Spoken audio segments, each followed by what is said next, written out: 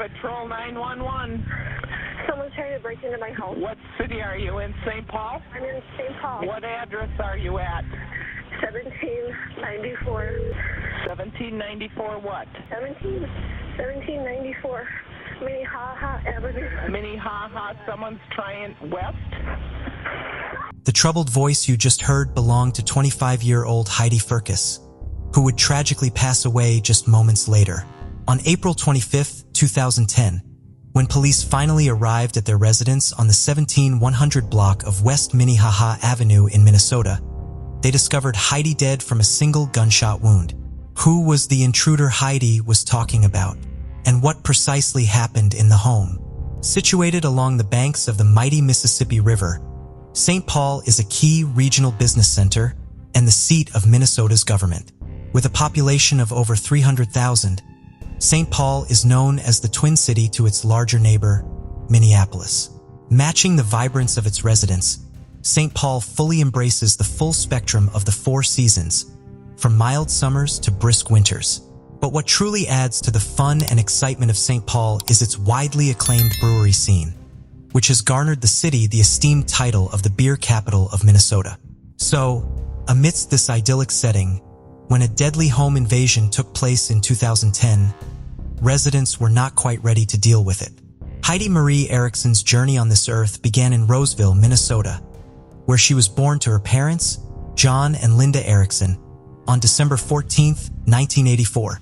With two brothers, Peter and Joel, Heidi was the youngest of three children. The Erickson family moved to Falcon Heights in Minnesota when Heidi was just a little girl, and that's where she grew up. Their home fostered a loving atmosphere where deep bonds were shared, and Heidi particularly admired her two older brothers. Heidi had a passion for painting and frequently expressed her affection for loved ones through beautifully crafted artistic cards. Heidi also excelled academically, but her talents extended beyond the realm of studies. She actively participated in basketball and tennis at school and also engaged in choral music. In 2003, she successfully graduated from Roseville Area High School and went on to attend what is now the University of Northwestern in Roseville. Church has always been a big part of Heidi's life, having regularly attended with her family as she grew up. Those who knew Heidi said she committed her life to God. After high school, her involvement in the church grew even stronger. She became the youth group leader at the Calvary Church in Roseville and even undertook numerous mission trips. It was at the Calvary Church in Roseville where Heidi Marie Erickson crossed paths with Nicholas Firkus, who served as another youth group leader. Similar to Heidi, Nick also spent his childhood in Minnesota. His parents, Steve and Julie Firkus, were devout members of the Calvary Church as well. So when 18-year-old Heidi started dating 20-year-old Nick in August 2003, it was a match made in heaven. Heidi's family was all in for her happiness. Nick appeared to be an upright young man, and John and Linda were only too glad to bless the couple. In 2005, after nearly 2 years of dating, Heidi and Nick tied the knot. After marriage, they settled down in St. Paul, Minnesota. They were a genuinely happy couple who were deeply in love. Beyond their commitment within the church, the newlyweds found joy in partaking in various outdoor pursuits, such as camping, hiking, and biking. In August 2007, the couple purchased a house located at 1794 West Minnehaha Avenue in St. Paul. They moved into their new home the following month. With Nick taking charge of the financial responsibilities, Heidi, with her artistic sensibilities, poured her efforts into decorating and designing the space. It was like a fresh start, a promising new beginning for their life together. By 2010, Heidi and Nick had settled into a seemingly ordinary life. Nick held the position of Director of Operations at Crew 2 ChemDry, a carpet cleaning company, while Heidi worked at Securian, a financial services firm. Additionally, she devoted her time as a Sunday school teacher. Unbeknownst to anyone around them, their lives were in the abyss of an unforeseen tragedy that would irreversibly alter their life. On the morning of Sunday, August 25, 2010, 911 dispatch received a frantic call from Heidi Firkus that someone was trying to break into the home on Minnehaha Avenue in St. Paul. Less than a minute into the call, a piercing scream reverberated through the line, only to be followed by an abrupt silence as the connection was lost. Despite multiple efforts, the attempts to re-establish contact proved unsuccessful. However, approximately 2 minutes later, another call was received from the same phone with Nicholas Firkus on the line, who was desperate for help. As Nick desperately conveyed the harrowing news that both he and his wife had been shot, the police were already en route to the residence. Upon entering the residence, the St. Paul police immediately observed that the front door was slightly ajar. A distinct odor of gunpowder lingered in the air, growing increasingly potent as they made their way toward the kitchen area. In the kitchen, Heidi Firkus lay motionless on her back, her feet positioned towards the entrance. Traces of blood stained her hair and face, and she remained unresponsive. Meanwhile, Nick was situated beside her, engaged in conversation with the 911 operator. He had an apparent gunshot wound to his upper left leg. Adjacent to the front door, a shotgun rested on the floor, while visible damage on the lower section of the interior door indicated the impact of shotgun pellets. Although Nick was overwhelmed by intense emotions, he was able to provide a description of the events that transpired that fateful morning. He told police that he and his wife were peacefully asleep in their upstairs bedroom on that Sunday morning. Around 6 a.m., he woke up and proceeded downstairs to quench his thirst with a glass of water. Shortly after returning to bed, while still awake, he heard sounds indicating someone attempting to open their front door at approximately 6:30 a.m. Alarmed by this, Nick promptly awakened Heidi and told her to call 911. As she was talking to the 911 operator, he armed himself with a shotgun from the closet, and they prepared to run out the back door to the detached garage to escape. Afterward, they both made their way downstairs. At that precise moment when they reached the bottom of the stairs, the door swung open, revealing a stranger standing before them. A struggle ensued between the intruder and Nick, while Heidi ran towards the back door. Tragically, amidst the chaos, a gunshot was discharged, striking Heidi in the back. Nick further explained that he and the assailant wrestled over the shotgun, resulting in another gunshot being fired, this time injuring Nick in the leg. He fell to the ground and the intruder seized the opportunity to flee through the front door. However, Nick was unable to provide a detailed description of the intruder. He was unsure that they were black or white, but he did mention that the individual was wearing a hoodie. After the initial statement, Nick was taken to the hospital where he was treated for the gunshot wound. Sadly, Heidi was pronounced dead at the scene. Interestingly, despite the fatal attack that took place, no apparent signs of a home invasion were evident within the house. The front door of the house had 2 locks, a deadbolt lock and a lower lock. Tool marks were found on the door jamb near the lower lock, but none on the deadbolt. A table positioned just inside the door contained various items, including a beer bottle, a water bottle, and a receipt. But none of these items appeared to be disturbed or displaced. Moreover, nothing was stolen from the house. There was no sign in the house that indicated that a violent struggle had taken place there. The autopsy revealed the extensive severity of Heidi's injuries. She had suffered a single shotgun wound to her back, which entered from the right side and pierced her posterior vertebral column, left ribs, left lung, and anterior ribs. On a contrasting note, Nick's injury was deemed non-life-threatening. He sustained a through-and-through gunshot wound to his upper left thigh, resulting in no significant bleeding or substantial injury beyond localized damage to the soft tissues. However, emotionally, Nick was still in a deeply distressed state. Throughout the entire ordeal, he appeared hysterical. After receiving appropriate medical treatment, Nick was discharged from the hospital after approximately 3 hours. Meanwhile, the St. Paul police initiated multiple interviews in the neighborhood, inquiring whether anyone had observed or heard anything unusual or out of the ordinary during the time of the incident. One neighbor reported hearing the sound of a car screeching through the streets at approximately 6:20 a.m. The witness described the vehicle leaving the area in a hurry. Another neighbor claimed to have heard a loud noise around the same time, coinciding with the moment Nick placed the 911 call for assistance. However, oddly, this neighbor stated they did not hear any gunshots. With a multitude of unanswered questions lingering, the police were eager to have another conversation with Nick. After being discharged from the hospital, Nicholas Firkus underwent another interview, this time adding a lot more details. Despite Nick's cooperation, the detectives harbored lingering doubts regarding the honesty of his account. At one point, the detective confronted Nick directly, asking him point-blank if he had any involvement with his wife's untimely death. Nick denied having anything to do with Heidi's death. He reassured the detective, saying they had shared a happy marriage.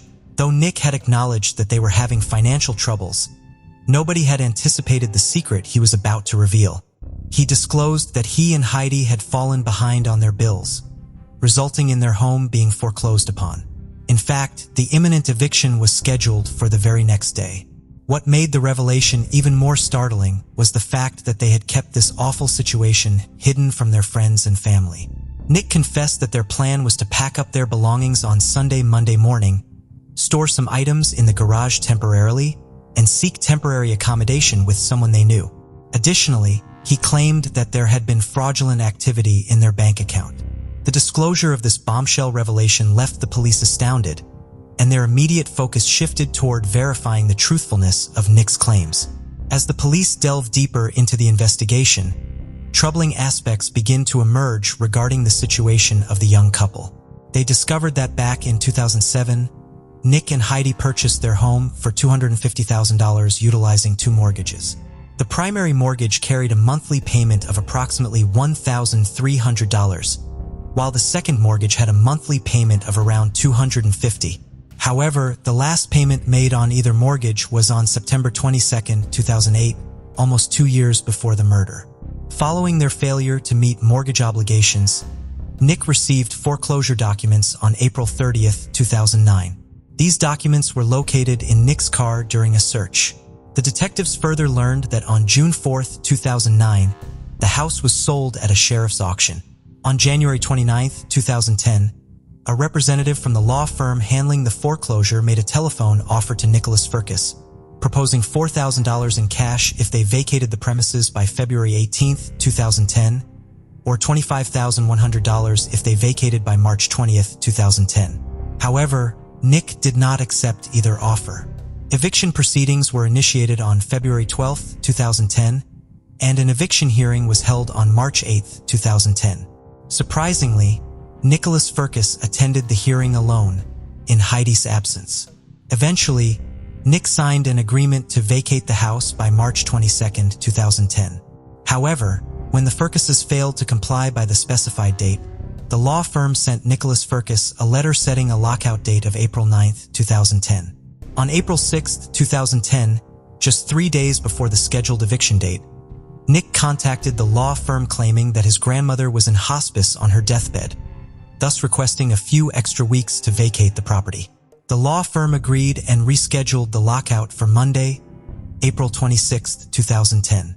In reality, there was no evidence suggesting either of Nick's grandmothers were in hospice during that time.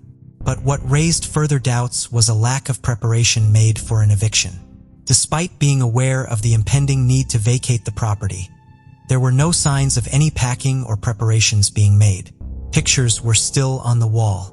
The fridge was stocked with food. Clothes were neatly folded in the dresser, and no furniture was moved. There were not even any boxes or any sort of luggage anywhere in the house to suggest that they had started packing.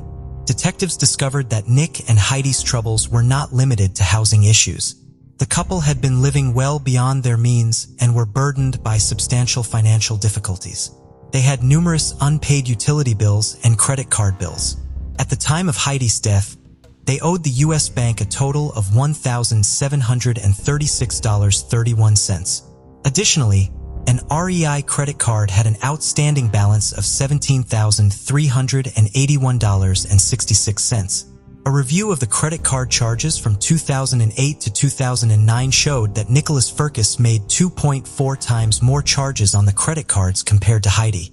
As the investigators worked to assemble the pieces of the puzzle, a growing realization became evident. Heidi may have been kept in the dark about their dire financial situation, including the foreclosure. Heidi's family said they heard nothing about a foreclosure until the day after she was killed. They believed that Heidi did not know anything about the eviction either. According to them, Nick was solely responsible for managing the household and handling their finances. Heidi's understanding of their financial matters was limited to what Nick had communicated to her, and he intentionally concealed the information. Heidi's parents shared that the months leading up to her untimely death, Heidi had confided in them about an issue with her and Nick's bank account. While the exact nature of the problem remained unclear to her parents, Heidi expressed her frustration, mentioning that the bank had somehow mishandled their account. Though Heidi's family didn't know about a lot of things that were going on with Heidi and Nick, they were aware that the couple had been actively searching for a new home.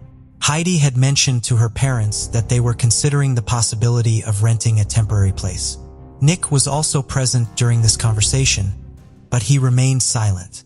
In the weeks leading up to her death, she had discussed the idea of a short sale for their current home. This is usually a sign of a financially distressed homeowner who needs to sell the property before the lender seizes it in a foreclosure. However, according to her parents, the motivation behind this decision was not due to their financial strain. Heidi expressed her desire to become a mother, but did not wish to start their family in the current home due to safety concerns related to the steep staircase and her unease about the neighborhood. In reality, by that point, they did not have any house to sell due to the foreclosure. All of these revelations strongly suggested the possibility that Heidi was unaware of the extent of the financial troubles they were facing. Heidi's family was certain that if she had been aware of any significant problems, she would have confided in them or sought their assistance. Many of the couple's friends said that despite their appearance of an extravagant lifestyle, there was an underlying sense of stress surrounding the Fergus couple. However, Heidi seemed oblivious to this stress and unaware of any financial troubles that may have been brewing, perhaps due to her naive nature. One of Heidi's friends went shopping with her on the day before her death on Saturday, April 24, 2010.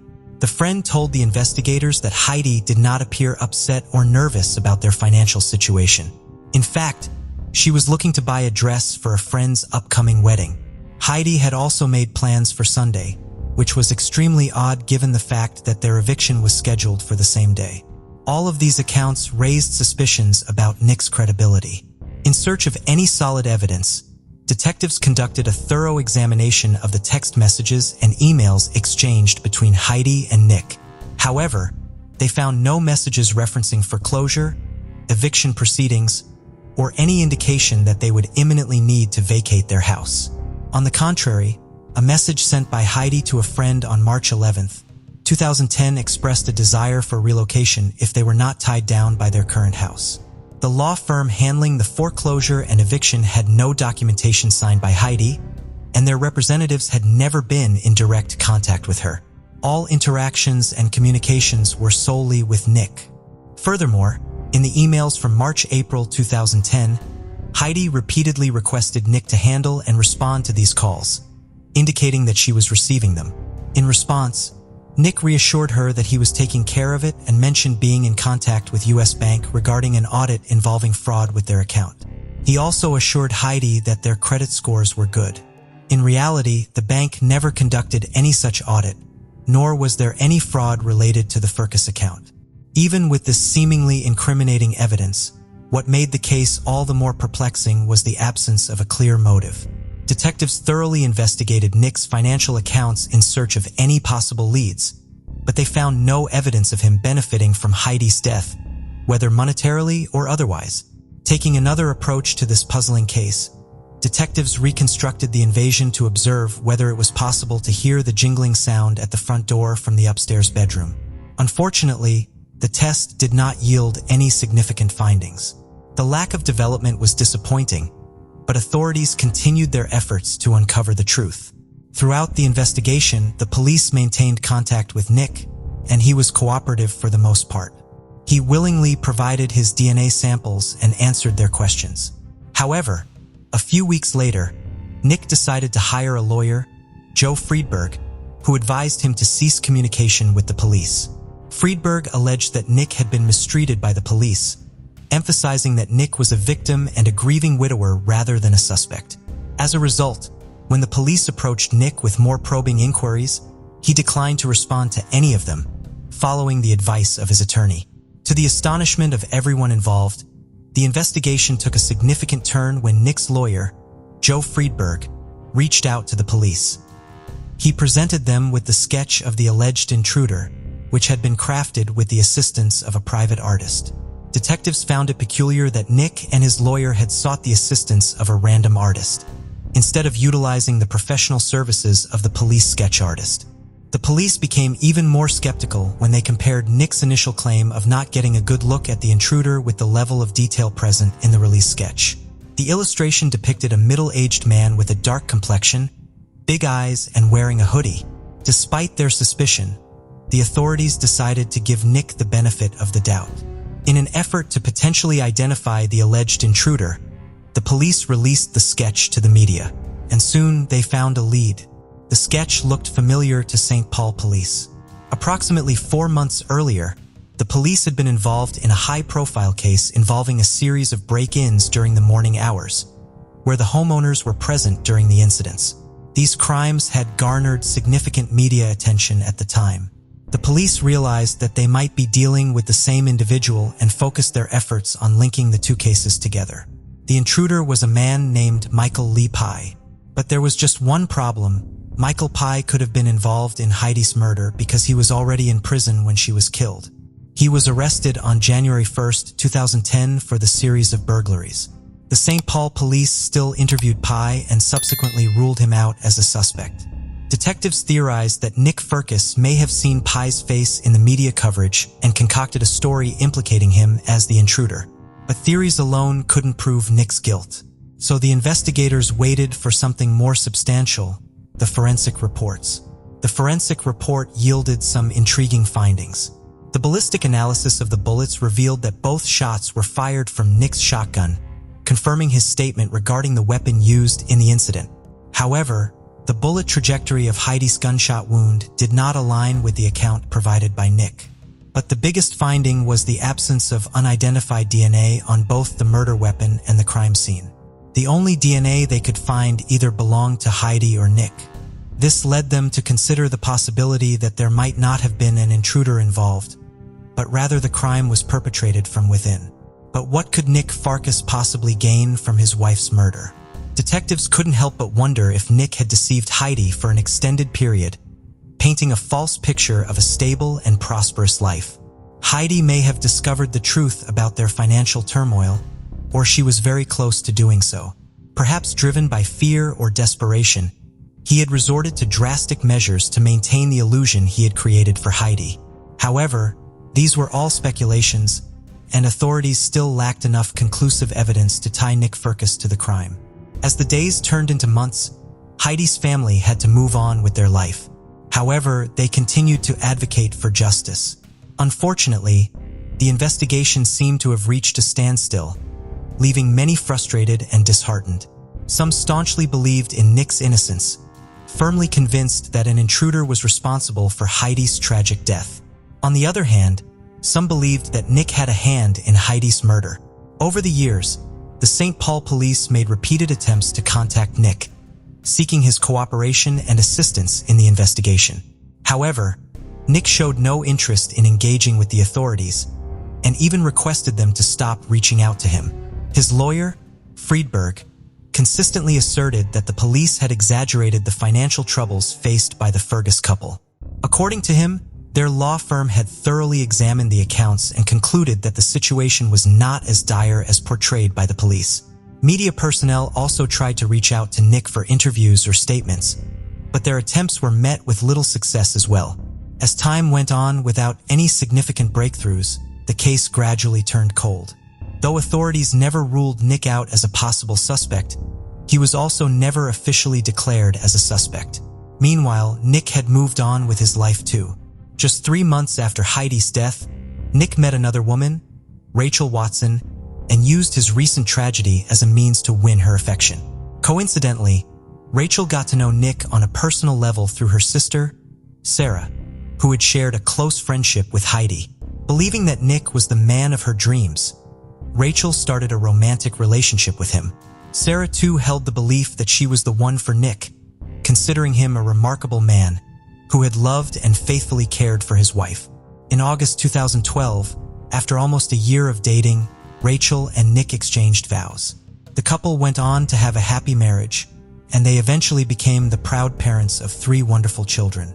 They soon moved into a house that was purchased by Nick Fergus' parents. This arrangement was made due to Nick's poor credit score at the bank. Nick and Rachel agreed to make monthly mortgage payments to Nick's parents, while Nick took on the responsibility of paying the property taxes directly to the county. Everything was going well until Rachel stumbled upon a notice indicating that they were at risk of losing their home to foreclosure due to unpaid property taxes. Rachel's mind immediately drew a connection to Heidi's death. She couldn't help but recall the last time Nick faced similar situation. It resulted in an unfortunate event. After this incident, Nick, Rachel's husband, and the father of her children became someone she no longer recognized. Ultimately, one day, she decided to confront him and record the conversation. Although Nick didn't confess to anything, Rachel was genuinely scared to stay with him. The constant worry consumed Rachel to the point where she could no longer bear it. Finally, in 2019, the couple got a divorce. In that same year, Sergeant Nicole Sipes of the St. Paul Police Department decided to re-examine the case of Heidi Fergus' death. Sipes contacted the FBI to help reconstruct the 911 call audio data to determine Sipes contacted the FBI to help reconstruct the 911 call audio data to determine if there was evidence of a third person in the home. The analysis of the 911 call highlighted a few concerns. In Heidi's 911 call, there was no indication of a struggle or any mention of an intruder who had gained entry into the house. Her call did not provide any evidence to support Nick's claim of a home invasion. Yet during Nick's 911 call, which came in just a minute later, the sounds of police arriving at the scene can be heard in the background. This raised doubts about the timeline and the accuracy of Nick's account. The FBI also compared the ballistics test results with the virtual model of Heidi and Nick Fergus's home to further investigate the nature of the shots fired. The analysis suggested the likelihood that the gunshots fired during the incident were intentional rather than accidental. Upon learning about Nick Fergus' recent divorce from his second wife, Sergeant Nicole Sipes contacted Rachel Fergus. Rachel shared her suspicions with Sipes, providing additional insight into the case. Sipes believed Rachel Fergus could have also been a victim in the same manner as Heidi if she had gotten out in time. Just 3 years later, the case experienced an unexpected breakthrough. Combining the new evidence with the previous findings, the St. Paul police had accumulated enough substantial evidence to charge Nick Fergus with the murder of his former wife. After years of investigation in May 2021, almost a decade after Heidi's tragic killing, Nick Fergus was arrested at his residence in Mounds View, Minnesota, and was booked in the Ramsey County Jail. Nicholas Fergus's trial began in January 2023 in Ramsey County District Court. For prosecutors Elizabeth Lamon and Rachel Cracker, it was the most high-profile case of their careers.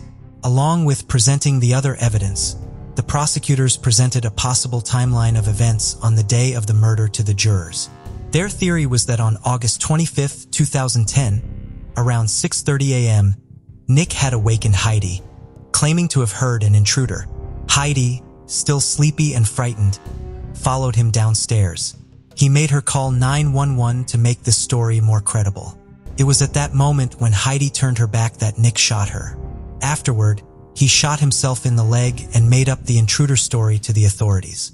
During the trial, prosecutor Lamon argued, Nick was desperate and ashamed and had run out of time, and reality was going to come crashing down on him. However, defense attorney Richmond disagreed with the prosecutor's theory of a motive. He questioned the notion, asking whether a loving husband would kill the person who everyone agreed was the love of his life to spare himself for momentary embarrassment about a foreclosure. He would have survived the embarrassment far more easily than the death of his wife, Richmond added. Richmond also pointed out that there was no financial gain for Nicholas to kill Heidi. However, it wasn't enough to convince the jury. The jurors believed in Nick's guilt beyond a reasonable doubt. On February 10, 2023, after 4 hours of deliberations, the jury found Nick Fergus guilty of murder. On April 13, 2023, almost 13 years after Heidi's death, he was sentenced to life in prison without parole. During the victim impact statement after the conviction, Heidi's brother, Peter Erickson, conveyed that their family struggled to find closure and come to terms with the tragic loss of Heidi due to the lies that were told and the pressures to believe them. The realization quickly set in that everything Nick was telling us betrayed who I knew my sister to be, Peter added. For his part, Nick Fergus maintained his innocence and denied committing the murder. He also declared, "My body is condemned to serve for another man's crime, but my soul is free." The conviction brought a sense of solace to Heidi's parents, John and Linda Erickson. They expressed their gratitude to all the people who had worked tirelessly for justice throughout the years. Heidi Fergus's gravestone bears the inscription, "Joyful Child of God," a description that beautifully captures the essence of Heidi's spirit. Instead of grief overshadowing our every memory, we believe it will now take its proper place alongside all the goodness, joy, and beauty God brought into our lives through the gift of Heidi, shared Heidi's parents. It is truly heartbreaking to see how far some people are willing to go just to maintain a facade. Do you think Nick Fergus could have been honest about the intruder? Or was it merely a last-ditch effort to cover up the truth? Share your thoughts in the comments below. Before we proceed, I've got an exciting surprise for you. We've launched a brand new channel dedicated to intriguing content such as old historical mysteries, cold cases, and particularly chilling horror stories perfect for bedtime. Drop a comment letting us know if you're a fan of horror stories or not. You can find the link in the description below. Let's find out who will be the first to explore it. Alright, let's dive back into the video. Deborah Kerr was a patrol officer with the Aurora Police Department in Colorado. At 26 years old, she had been with the department for 1 year. On June 27, 1981, Officer Kerr stopped a vehicle at East Colfax Avenue and Moline Street after observing a traffic infraction by the driver. 19-year-old Glenn Spies arrived behind her patrol car as she began her interaction with the driver. Glenn was heading home from his shift. Glenn was driving home from his shift for Aurora's Police Explorers program. The program allowed young people to gain some experience in law enforcement in order to help them discern if they wanted to pursue a career in it. At the beginning of each shift, Glenn would go to the police station to pick up a police radio and perform simple patrol tasks like checking for graffiti and watching out for trouble at local parks and pools. As Glenn got out of his vehicle, Officer Sorar was placing the driver, who was struggling to get away from her, under arrest. She had a handcuff on one of his wrists when he was able to gain control of her service weapon. Glenn heard Officer Kerr scream for help before the driver shot her with her own gun.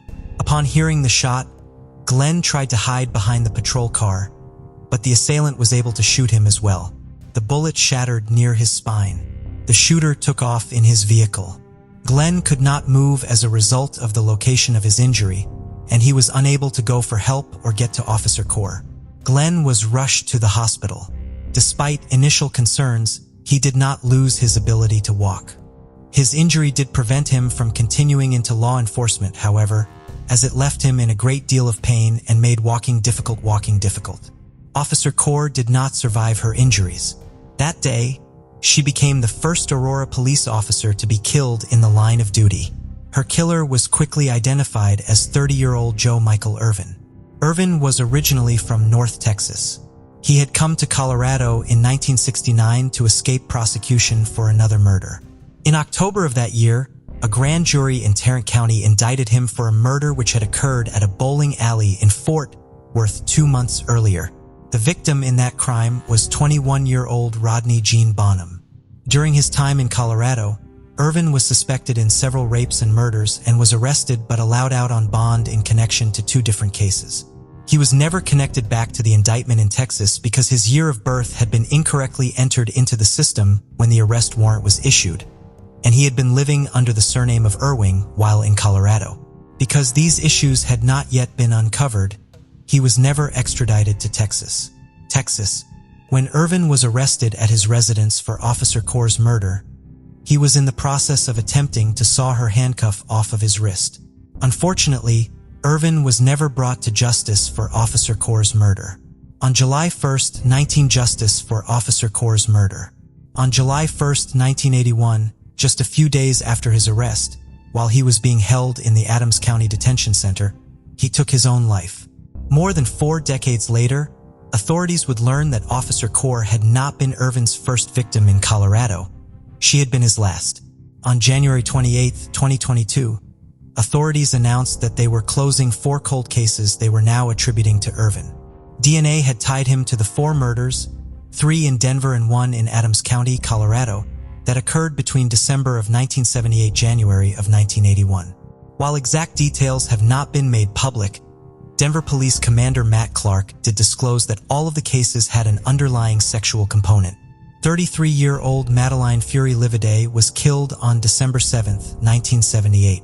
She was stabbed to death inside of her home on Poplar Street in Denver. Investigators believe Irvin came to her door and forced his way inside to kill her when she opened it. Madeline was the mother of 2 young daughters. According to her sisters, Madeline was creative and adventurous. She loved learning and traveling, but nothing as much as she loved her 2 girls. She was an ecologist, writer, and editor for the children's magazine Ranger Rick. Tragically, we didn't get to grow up with her and hear the stories and witness the contributions she would have made to the world. Madeline's daughter, Molly, said after her mother's killer was finally identified, the body of Irvin's next victim, 53-year-old Dolores Barajas, was discovered on August 10, 1980, lying in the street in the 500 block of East 17th Avenue in Denver. She had been stabbed to death while walking to work at the Fairmont Hotel in downtown Denver, where she was employed in the cafeteria. Dolores had been working in Denver temporarily while spending the summer with relatives in Colorado and was about to return home to her family in El Paso, Texas. The day of her murder was her last day of work at the hotel before she traveled back to Texas. Dolores' family said in a statement read at the announcement of Irvin's identification that they still miss her greatly, and they are grateful for all of the efforts that ultimately resulted in her case being solved. They have requested that police not release any photos of her. The body of Gwendolyn Harris, 27, was found lying in the street near East 47th Avenue and Andrews Drive in Denver's Montbello neighborhood on December 21, 1980. She had been stabbed to death. The night before, she had been seen at the Polo Club Lounge in downtown Denver, somewhere she was known to frequent. The location where her body was found was more than 10 miles away from where she was last seen and within 1 block of Irvin's home at the time. According to her family, Gwendolyn was bright, soft-spoken, and athletic. Irvin's youngest victim was 17-year-old Antoinette Tony Parks. Sheriff's deputies in Adams County found her body in a field near 64th Avenue and Broadway on January 24, 1981. She had been stabbed 23 times. At the time of her murder, Tony was 6 to 7 months pregnant. She was a good student at Gateway High School and was determined to finish her high school education after she gave birth. She loved children, and the children in her family loved spending time with her. Her family believes she would have one day owned and operated her own daycare center. The 4 cases were originally investigated separately. However, between 2013 and 2018, they were all connected as a result of DNA evidence from the crime scenes. Dolores and Madeline's cases were linked thanks to DNA in June of 2013, and DNA found during an examination of the evidence in Gwendolyn's case linked her murder to those 2 cases in December of 2015. DNA then tied Tony's murder in Adams County to the 3 Denver murders in October of 2018. In 2019, the investigative team began an in-house effort to use genetic genealogy to identify the individual whose DNA was found at the 4 crime scenes. This eventually narrowed their focus to the state of Texas, where the killer appeared to have extended family. Investigators in Colorado worked with their counterparts in Texas to perform familial searches in the Texas criminal database. This led to the identification of a more direct relative of the killer in 2021. By looking at this individual's family tree, authorities then identified Joe Michael Irvin as a potential suspect who required further investigation. No archived samples of Irvin's DNA could be located. Following his death in Colorado in 1981, Irvin's body was returned to his home state and he was buried in Arlington, Texas. In late 2021, his remains were exhumed so that a DNA sample could be collected from them. In January of 2022, a direct comparison confirmed that it was Irvin's DNA found at all 4 crime scenes. Irvin's identification was highly for the families of his victims. By the time Irvin was identified, Tony Park's mother and 3 sisters had all passed away without ever learning the identity of Tony's killer. Only Tony's 2 brothers, George and Carl Journey, lived long enough to learn who had taken Tony from them. George told Denver 7 News that he spent 3 hours crying after learning his sister's case was finally closed. He still loves and misses his sister, and while he is grateful for answers and all of the hard work that went into finding them, he still struggles with Tony's death. In addition, he also struggles with the fact that Irvin cannot be prosecuted for Tony's murder. "I'm angered because he didn't face justice," he told KCNC TV. "But I know my mom and family wouldn't want us angry. They'd want us to be happy that this has all brought to a close." His brother, Carl, lives in Arkansas, and the family was concerned about finding the funds to fly him back to Colorado so that he and George could process the news together. Denver 7 News was able to provide the money for the flight through community donations to their Denver 7 Gives program, allowing both George and Carl to attend and speak at the press conference announcing Irvin's identification.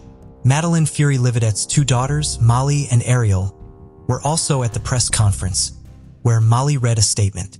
In addition to recalling their mother's memory and accomplishments, they also thanked the investigators who had finally identified her killer.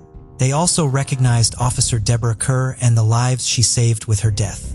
With her sacrifice, she prevented him from killing anyone else, and it's clear that he wasn't going to stop on his own. She stopped him. The police stopped him back in 1981, and for that, for Officer Kerr's sacrifice of her life, we are grateful, Molly said in her statement. While Irvin cannot be prosecuted for the murders, authorities believe the years of effort that ultimately led to his identification were still beneficial. While the perpetrator cannot be fully held accountable for his despicable actions, we hope that knowing who is responsible can bring some peace to the families, Denver Police Chief Paul Pazin said at the press conference. Before we continue, 90% of you haven't subscribed to our channel, so if you like this video, please subscribe. It motivates us to make more content for you. Okay, let's continue. In November of 2021, both the Harrisonburg Police Department and the Charlottesville Police Department were conducting missing persons investigations in Virginia. Police in Charlottesville were looking for Tanita Nita Smith, a 39-year-old mother of 6 young children. She was last seen on the evening of November 14th in Charlottesville and reported missing on November 19th. Police in Charlottesville had reason to believe that she had traveled to Harrisonburg, Virginia, a city more than 50 miles away in Rockingham County. Police there were looking for 54-year-old Aileen Elizabeth Beth Redmond at the same time. Beth was the mother of 2 daughters and a grandmother of 4. Her husband had passed away in 2017, leaving her heartbroken. For years later, she was just beginning to get her life back together. She had just gotten a new job and a new apartment so that she would not be surrounded by memories of her late husband. Beth had not been seen since October 24th. Her family could not contact her and she did not come home to her apartment. She also failed to report to work, which was highly unusual for her. She did not have access to a vehicle, limiting her ability to travel on her own. The last time her family talked to her, she told them she was going to the Howard Johnson Hotel on Linda Lane to watch a football game with someone named Aunt. No one in her family had heard her talk about someone with that name before. The unrelated investigations into Nita and Beth's disappearances came together in Harrisonburg on November 23, 2021, when the bodies of both women were found near each other in an undeveloped lot in a commercial area off of Linda Lane. The 2 women had both been murdered, but at different times. I knew that I had to lose my mom one day, but never did I ever imagine that I would be in a way like this. It's the most hurtful thing that anybody could ever experience, Beth's daughter Jessica said after her mother's body was located. The discovery of Nita's body came at an already difficult time of year for her family. Her body was located 3 days after the 9th anniversary of the disappearance of her niece, 19-year-old Sage Smith. While Sage's case was initially investigated as a missing persons case, it was reclassified as a homicide investigation in November of 2016. Her case remains unsolved. The same day the 2 bodies were found, 35-year-old Anthony Robinson was arrested for the 2 women's murders. He was charged with 2 counts of first-degree murder, as well as 2 felony counts of concealing, transporting, or altering a dead body. Robinson was tied to the two victims using cell phone records and surveillance footage. He had met both of them on dating sites. Police believe they were both killed at the motel where Robinson was staying. Video surveillance shows him pushing a shopping cart from his room. Police allege that the shopping cart was used to transport his victims' bodies. This method of transporting the bodies would lead to authorities referring to Robinson as the shopping cart killer at a press conference on December 17th, at which they announced they believe Robinson was a serial killer. Shortly after Nita and Beth's bodies were found, police in Washington, D.C. contacted the Harrisonburg Police Department. They were in the middle of their own missing persons investigation, and Robinson was the last known person to be in contact with the person they were looking for. 29-year-old Cheyenne Brown lived in Washington, D.C. She was a kind soul who was nice, potentially too nice to everyone she met. She was the loving mother of a 7-year-old son. She was last seen on September 30th, 2021, when she was approximately 4 months pregnant. That day, she was last seen by her family getting on to a local bus. She then took the metro from D.C. to the Huntington station in Fairfax County, Virginia. Surveillance footage shows her with Robinson at the metro station in D.C. Cell phone records show that after taking the metro, Cheyenne was in the 61100 block of nearby Richmond Highway. The Moon Inn Hotel, where staff has confirmed Robinson was staying at the time, is located in that block. Authorities in Fairfax County had searched the area around the hotel previously but had not found any sign of Cheyenne. When they returned to the scene after speaking with authorities about the two victims found in Harrisonburg to conduct a larger search, however, a homicide detective noticed a shopping cart in a vacant lot in the vicinity of the hotel. Knowing that Robinson had allegedly used a shopping cart to transport the bodies of the two women found in Harrisonburg, the search was focused onto that area. Not far from the shopping cart, authorities found a large plastic container containing 2 sets of human remains. Cheyenne Brown's family positively identified a distinctive tattoo she had on one of the sets of remains, leading authorities to tentatively identify those remains as Cheyenne. My heart is broken. Just the thought of my baby not being here is devastating. It's like a bad dream I just want to wake up from. Cheyenne's mother, Chundra Brown, who had called local hospitals and morgues as part of her desperate search for her daughter before her remains were located, told the Washington Post. Cheyenne's family believes that Robinson may have been in contact with her prior to her disappearance. According to Cheyenne's cousin, Jonathan Willis, he went to Chundra Brown's home in mid to late September while Chundra was out of the country for work. Cheyenne was there with a man he did not know. He asked the man to leave the home since Chundra did not like people she had not met being inside her home when she was not there. The man, who Jonathan believes could be Robinson, left without incident. The state of decomposition the other set of remains was found in complicated identifying them, although investigators identified a missing woman from Redding, California,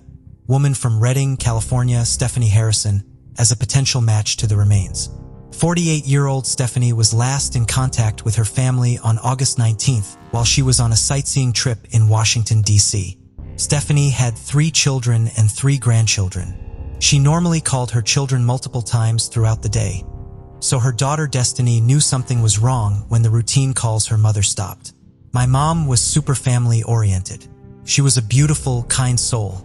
She put everyone before herself. She would drop anything she was doing if you called and needed her help.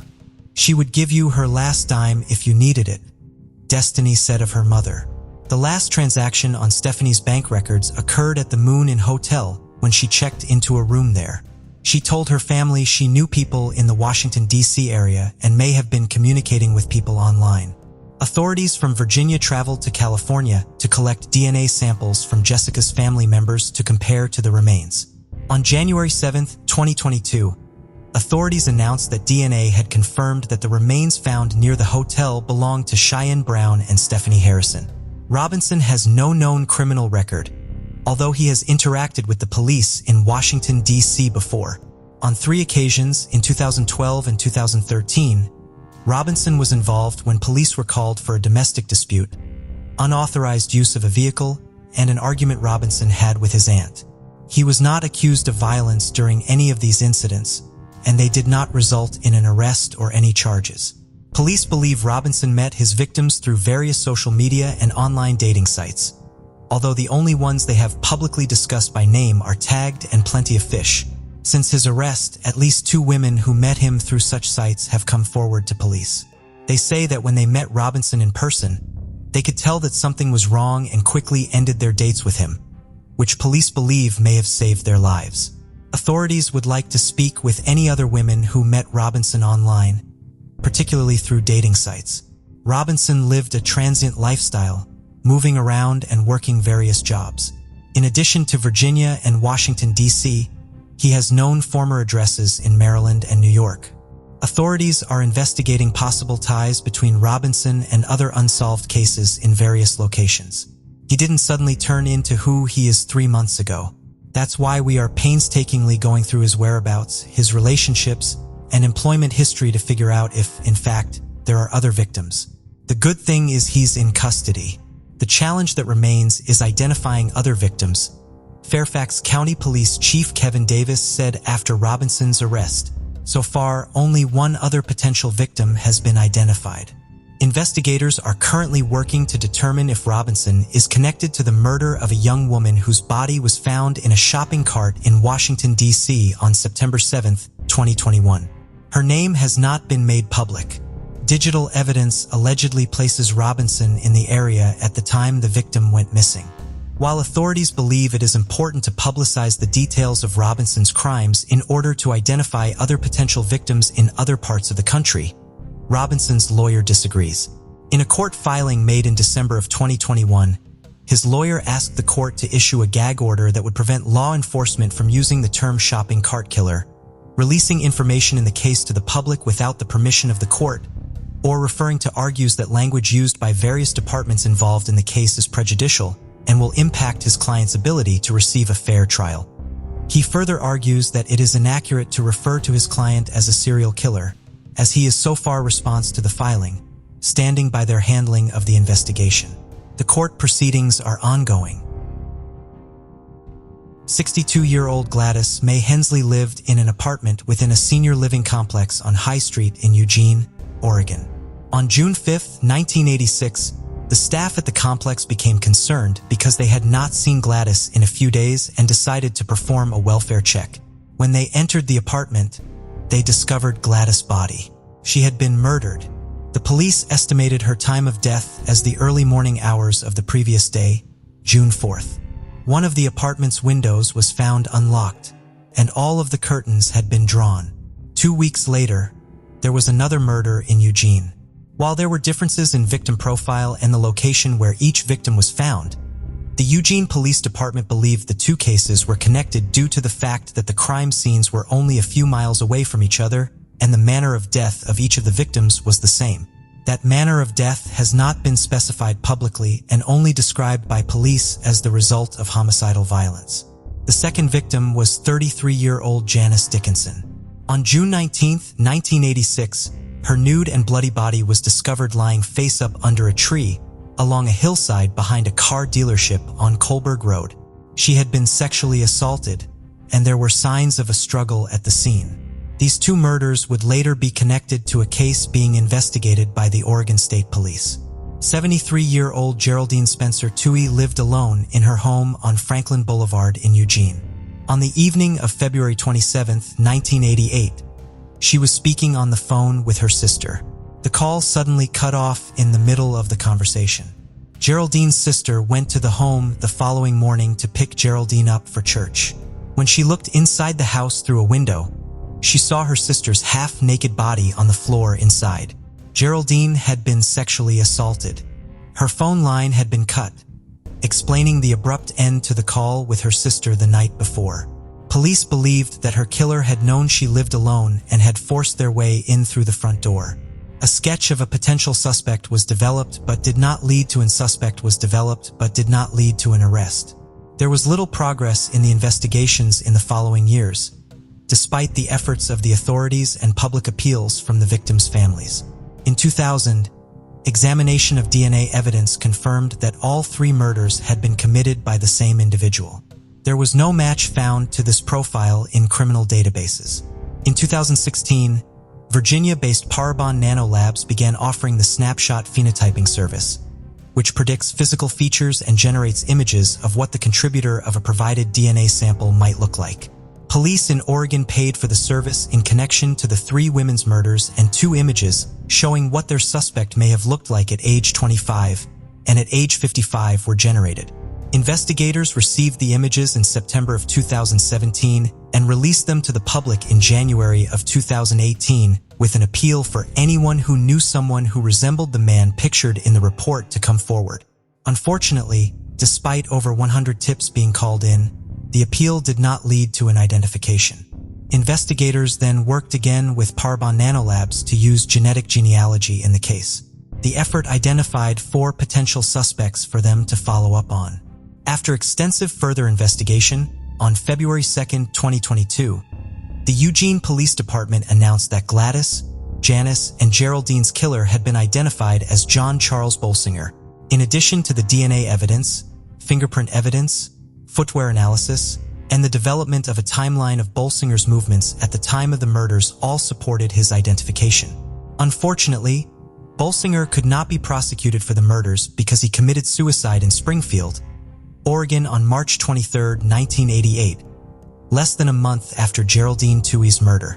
Bolsinger was convicted of second-degree murder in Utah for the March 29, 1980 murder of 33-year-old Casey Sorensen, who died, according to Bolsinger's confession, during consensual sexual asphyxiation. He served 5 years in prison and was paroled to Springfield, Oregon on March 7, 1986. Gladys was killed in neighboring Eugene, Oregon just under 3 months later, and Janice was murdered just 2 weeks after that. On September 26, 1986, Bolsinger was arrested after breaking into a woman's home. That night, the woman was having trouble sleeping, and she heard her dog making strange noises in her kitchen. When she got up to investigate, she found a man reaching in through her kitchen window to remove a brace preventing her sliding glass door from being opened.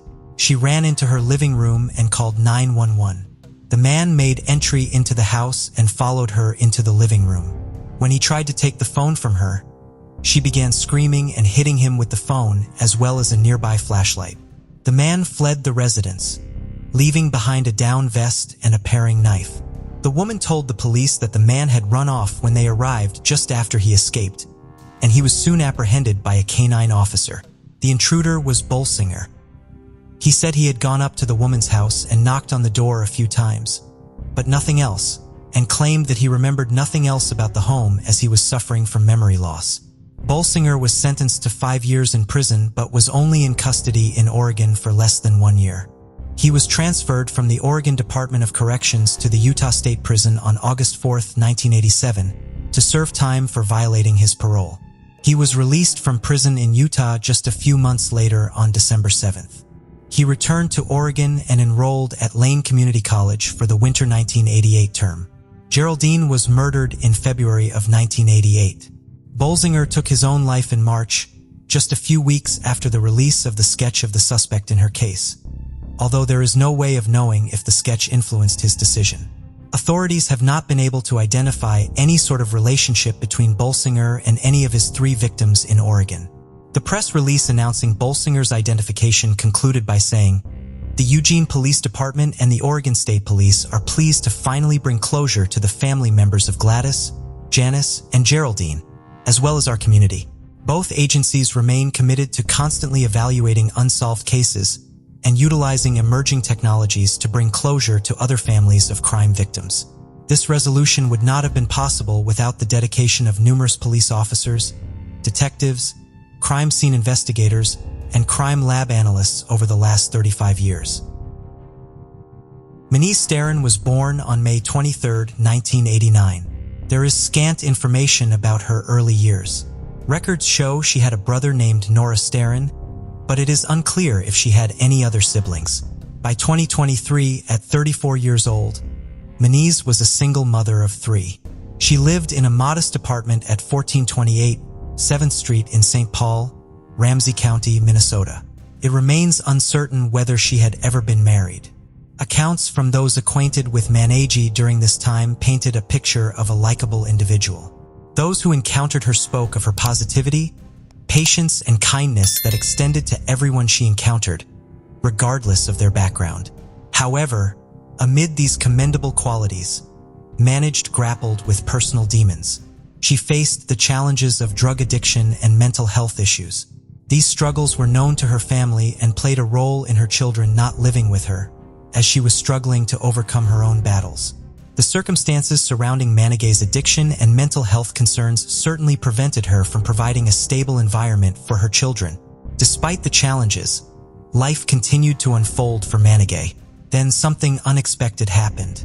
On May 1, 2023, the St. Paul police received a distress call from Manise's father. During the call, he revealed troubling details about Manise's struggles with drug addiction and mental health issues. He disclosed that she had plans to enter a drug treatment center, but failed to show up. The last contact he had with Manise was on April 18, 2023. She had appeared paranoid and afraid. Her father expressed concerns that she was frightened of a boyfriend. With the call concluded, the officers sprang into action. They looked for Manise at her apartment. Unfortunately, she was nowhere to be found. In their pursuit of answers, the investigators located and engaged in conversation with an individual simply identified as the father of one of Manise's children. The man revealed that he too had not heard from Manise, and this deviated from her usual routine. Normally, she would regularly check in on him, due to their shared responsibility for their son. He shared his concern, emphasizing that it was highly unusual for Manise to go more than 8 hours without reaching out to ensure their child's well-being. Additionally, the man disclosed that Manise had reached out to him from various phone numbers in the past. However, their last conversation was on April 21, 2023. Investigators also tracked down a neighbor of Manise. During their conversations, the neighbor shared a disturbing observation. According to the neighbor, she had witnessed Manise at one time bearing a black eye and red marks on her neck. It's not clear when this happened exactly, but the neighbor had been alarmed by the distressing sight and confronted Manise. She asked Manise if she had been assaulted. To her dismay, Manise had confirmed the neighbor's suspicions. Despite the neighbor's immediate instinct to call the police, Manise pleaded against involving law enforcement, convinced it would only worsen the situation. This revelation added a layer of complexity to the investigation, leaving the officers grappling with the haunting reality that had enveloped Manise's life. Continuing their investigation, the detectives proceeded to speak with the manager of Manise's apartment complex. He provided them with some valuable insights. They learned that Manise had a boyfriend named Joe, who frequented her apartment despite not being listed on the lease. The manager then provided the investigators with a phone number associated with Joe. With the obtained phone number in hand, the investigators conducted their inquiries and confirmed that it belonged to a 40-year-old man named Joseph Steve Jorgensen. Presenting Jorgensen's photograph to the manager, they sought confirmation, and the manager identified him as the individual, known to him as Manise's boyfriend. This revelation marked a turning point in the investigation, setting the stage for an unsettling and bizarre series of events to follow. Now, an apartment surveillance camera situated near Manise's residence proved to be a crucial piece of evidence. On May 24, 2023, investigators were informed by the apartment manager that the surveillance video had been found, capturing an alarming incident from April 21, 2023. In the footage, Manise was seen fleeing from her apartment in evident distress, with Jorgensen, her boyfriend, in swift pursuit. He forcefully turned her around and directed her back into the apartment. The video indicated that this was the last known sighting of Manise entering her apartment on that fateful day between 5:55 and 6 p.m., but there was no corresponding footage showing her exiting the premises. Further examination of the surveillance recordings revealed multiple instances of Jorgensen entering and leaving the apartment between April 21, 2023 April 28, 2023. Astonishingly, it was determined that Jorgensen accessed the apartment a total of 28 times during this period. Adding to the entry, the apartment management confirmed that Manise possessed only one set of keys for the residence. The surveillance footage captured Jorgensen utilizing a key for every visit he made to the apartment. As all these discoveries came to light, the investigators were left with a multitude of unsettling questions. What happened during Jorgensen's repeated visits to Manise's apartment? And most importantly, where was Manise now? Further analysis of the surveillance footage also revealed that at 4:55 p.m. on May 28, 2023, Jorgensen was captured on camera carrying 2 duffel bags and a suitcase as he exited the apartment. He loaded the bags into a pickup truck bearing the Minnesota license plate NLV 677. Taking a seat on the driver's side, Jorgensen swiftly drove away. Investigators soon discovered that the pickup truck belonged to a man residing in the apartment building at 89th Century Avenue in Maplewood. In the wake of these developments, investigators sought out a family friend who possessed crucial insights into Manise's behavior and relationships. The family friend revealed that despite Manise's struggles with drugs and crises, she had never gone more than 24 hours without contacting her loved ones. This consistent pattern had made her sudden absence all the more concerning. Additionally, the family friend disclosed a conversation with Jorgensen, whom he had spoken to over the phone following Manise's disappearance.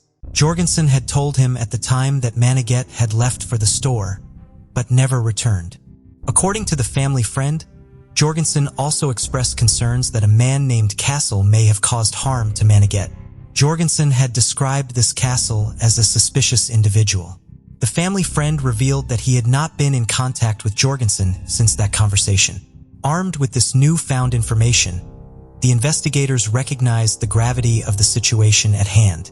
They couldn't ignore the fact that Jorgensen had made no effort to report Manise as missing to the police. Furthermore, the evidence indicated that no one apart from Jorgensen had entered Manise's apartment after her disappearance. This revelation heightened their suspicions, and they directed their focus squarely onto Jorgensen as a person of interest.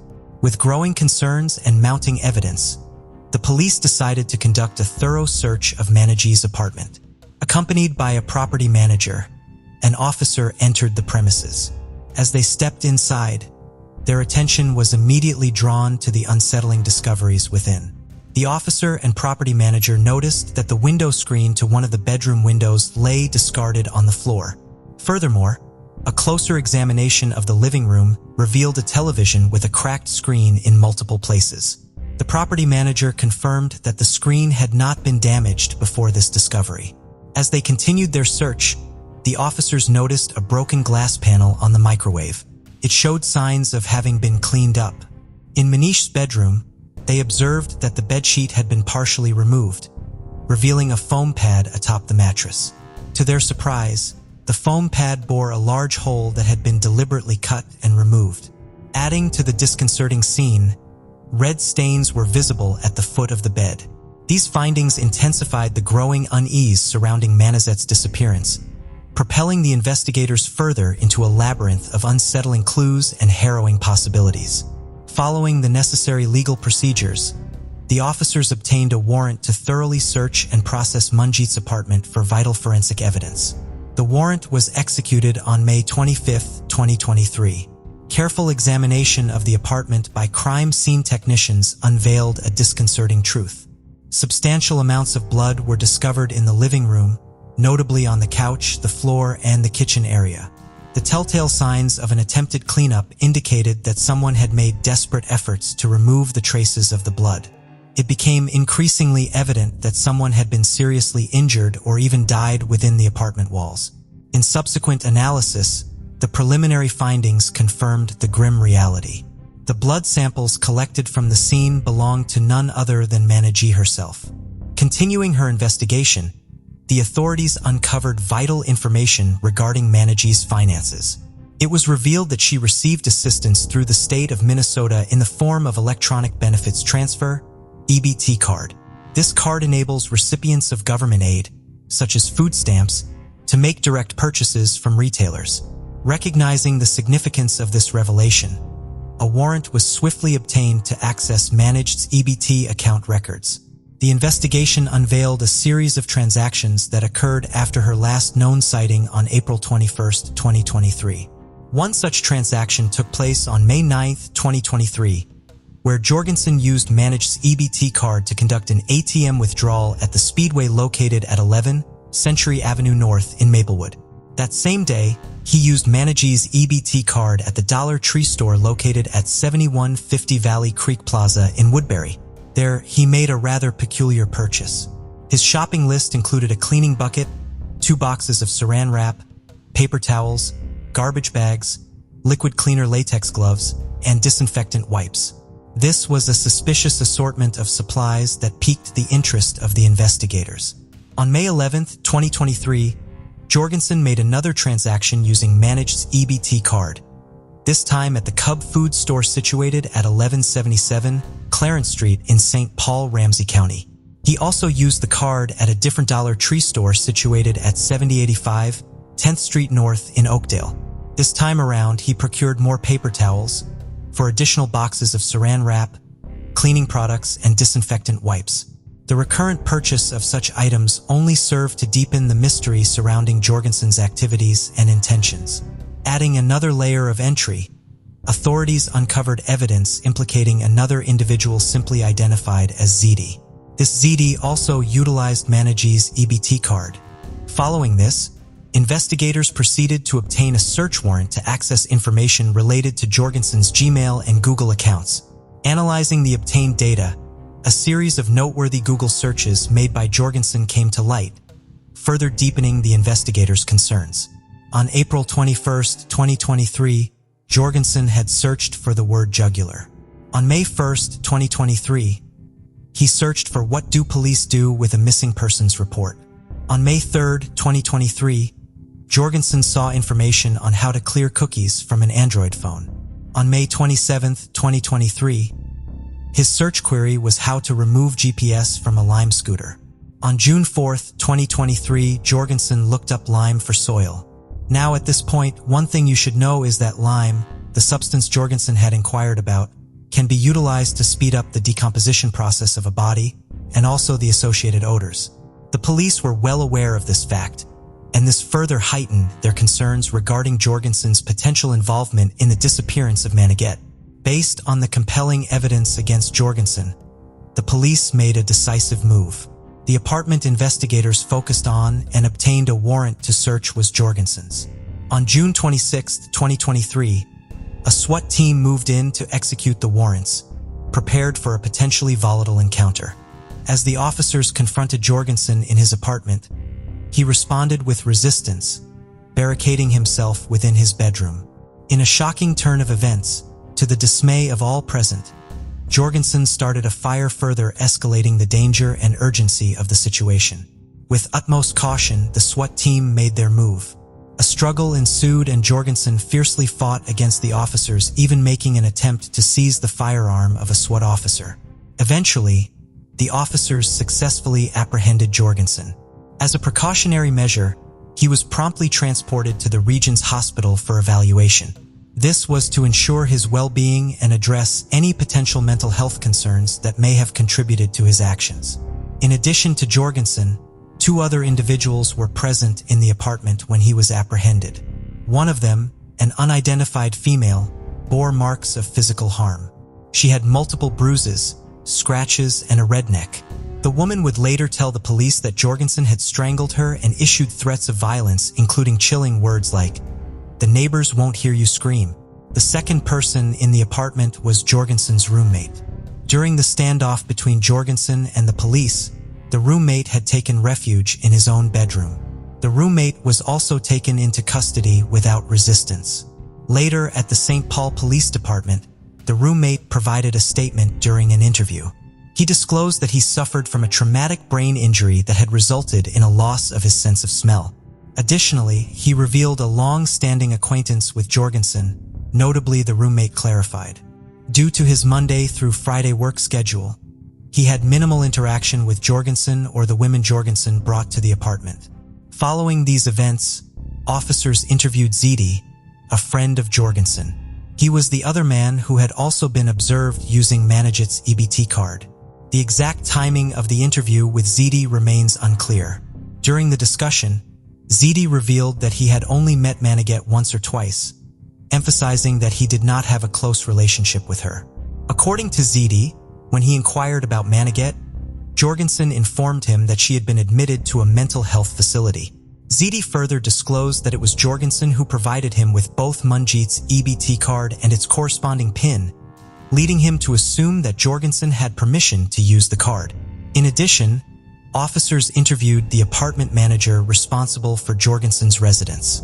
The manager disclosed that multiple complaints had been lodged around May 15th or 16th, 2023 regarding a putrid odor coming from Jorgensen's apartment. The foul smell permeated the entire building. It was described by the manager as resembling that of a dead animal. Shedding further light on the situation, the manager revealed that on May 18, 2023, both he and a maintenance employee attempted to gain access to the apartment for inspection. However, Jorgensen responded with verbal hostility and physically prevented them from entering a particular bedroom, which appeared to be the source of the odor. Undeterred, the manager informed Jorgensen and his roommate that the apartment needed to be cleaned within a week, to which they complied. The manager then disclosed that shortly after, he and the maintenance employee witnessed Jorgensen carrying and dragging large black duffel bags out of the apartment. Struck by the sight, it had exchanged remarks suggesting the possibility of Jorgensen transporting a dead body. In response to these findings, the Forensic Services Unit of the St. Paul Police Department carefully processed Jorgensen's apartment. Their report revealed the discovery of a large pool of blood in the front closet, which coincided with the location from where the foul odor had been reported. The blood had seeped through the carpet and carpet pad, and the presence of other biological material and recent maggot activity further compounded the disturbing nature of the scene. Additionally, blood was also found in the closet where Jorgensen had attempted to start the fire. Furthermore, as part of the investigation, officers recovered 2 padlock keys within Jorgensen's apartment following his arrest. Upon reviewing Jorgensen's phone records, it was discovered that his phone had registered a ping within the vicinity of an ICE storage unit situated at 881 Wire Drive in Woodbury on May 18, 2023. Someone using Jorgensen's roommate's name began renting a storage unit at the facility on May 5, 2023. Notably, the access code assigned to the unit was used to enter the facility precisely at the time when Jorgensen's phone pinged in the same area. Recognizing the significance of this information, investigators swiftly obtained a warrant to search the storage unit. On June 28, 2023, 2 days after Jorgensen's arrest, investigators proceeded to the designated storage unit. As they approached the scene, they were greeted by a distinct and terrible odor, consistent with decomposing flesh. One of the keys obtained from Jorgensen's apartment appeared to fit one of the padlocks. However, the investigators eventually resorted to cutting the 2 padlocks to gain access. Upon entering, they discovered the presence of several items: a large cooler carefully wrapped in plastic, a blue duffel bag, and a compact carry-on suitcase. Notably, one of these bags matched the same bag Jorgensen was observed removing from Manise's apartment in the video footage. Additionally, atop the cooler, a green tote was found containing cleaning supplies consistent with those previously purchased by Jorgensen. Acting under the direction of the Forensic Services Unit, 2 coolers and a duffel bag were carefully removed from the unit. A distinct and overpowering stench of decomposing flesh emanated from these containers.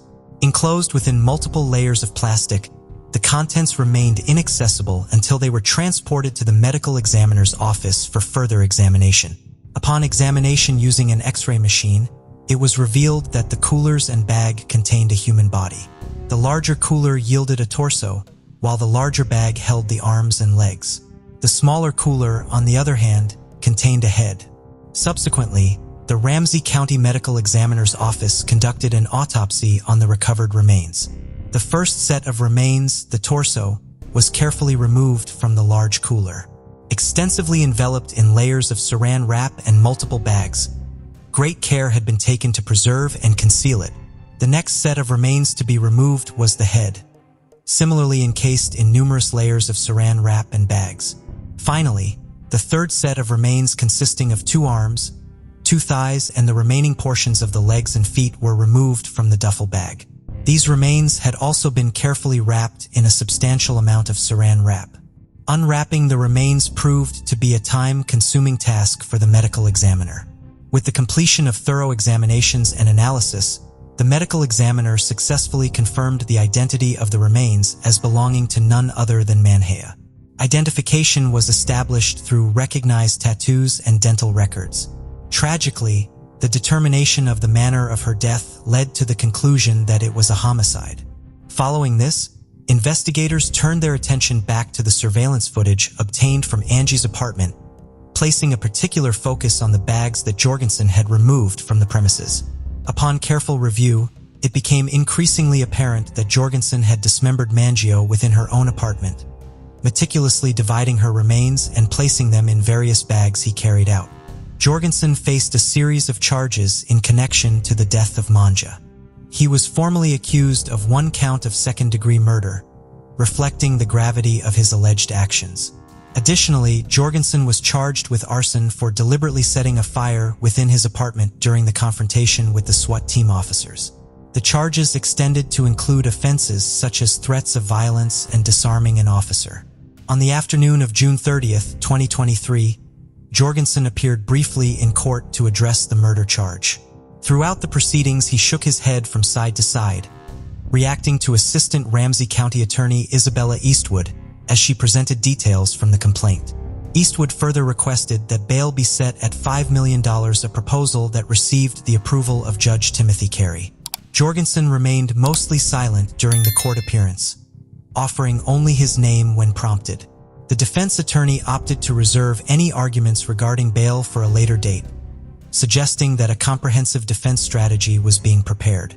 During a press conference held on the same day Jorgensen made his court appearance, St. Paul Police Sergeant Mike Ernster unveiled a significant development that emerged during their ongoing investigation.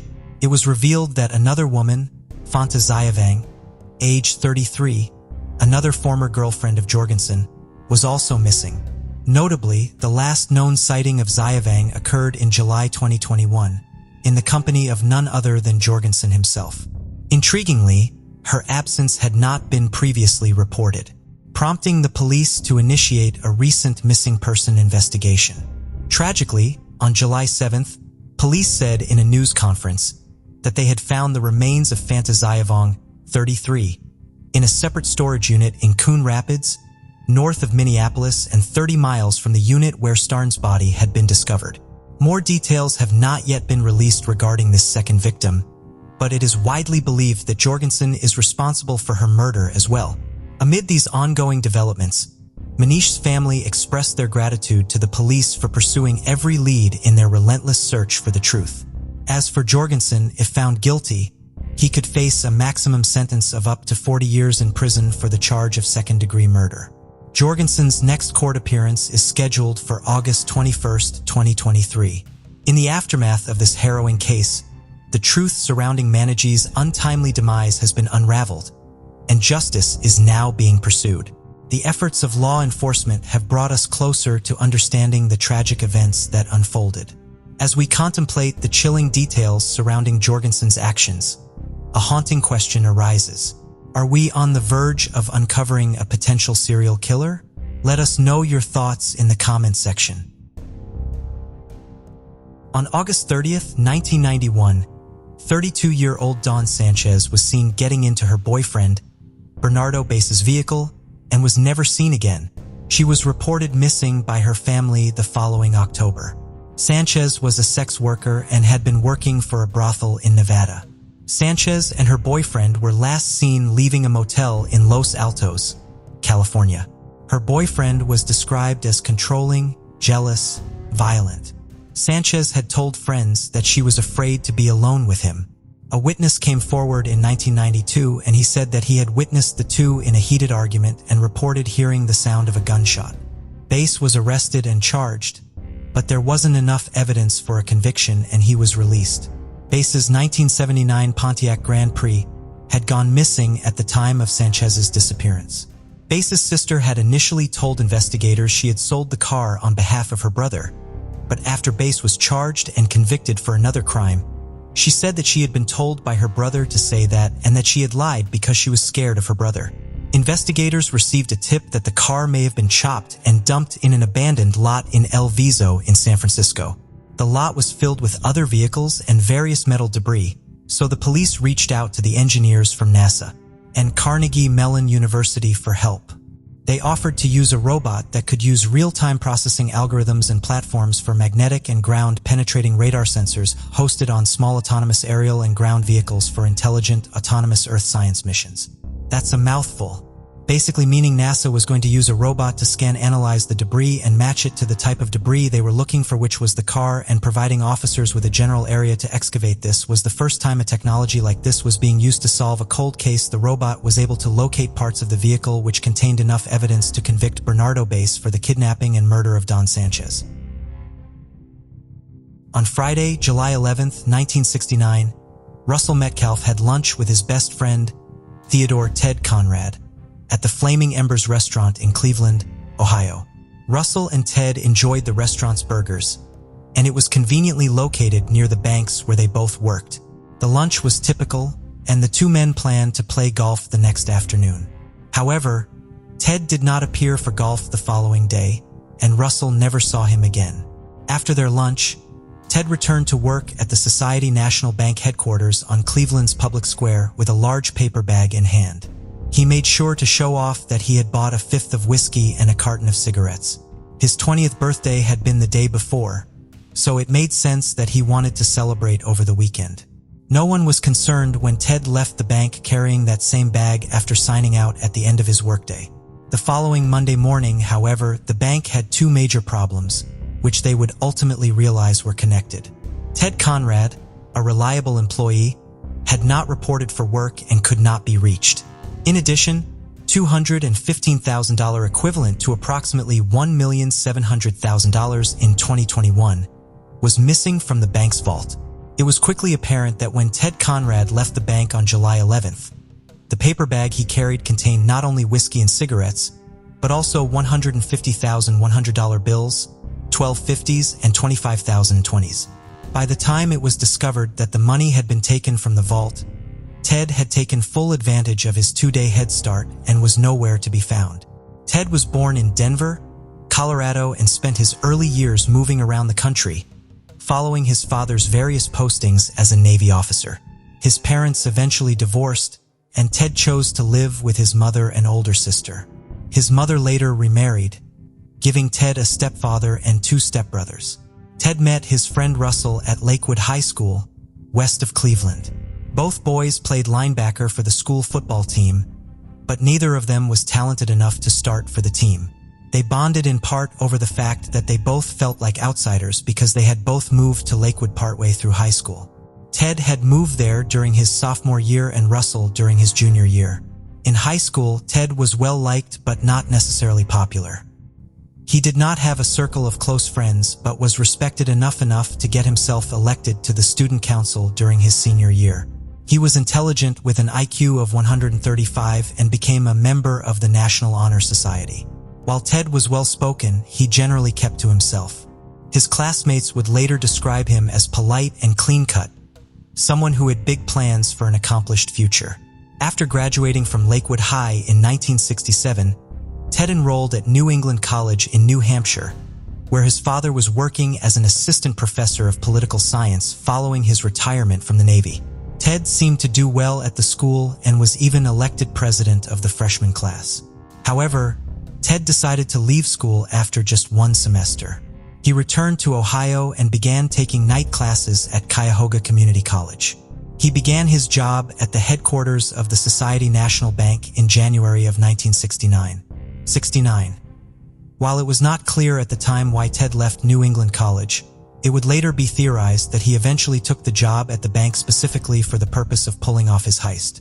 Ted had been obsessed with the 1968 Steve McQueen movie The Thomas Crown Affair, in which the titular character, a debonair millionaire, orchestrates a complex bank robbery just for the adventure of it and subsequently engages in a game of cat and mouse with a beautiful insurance investigator.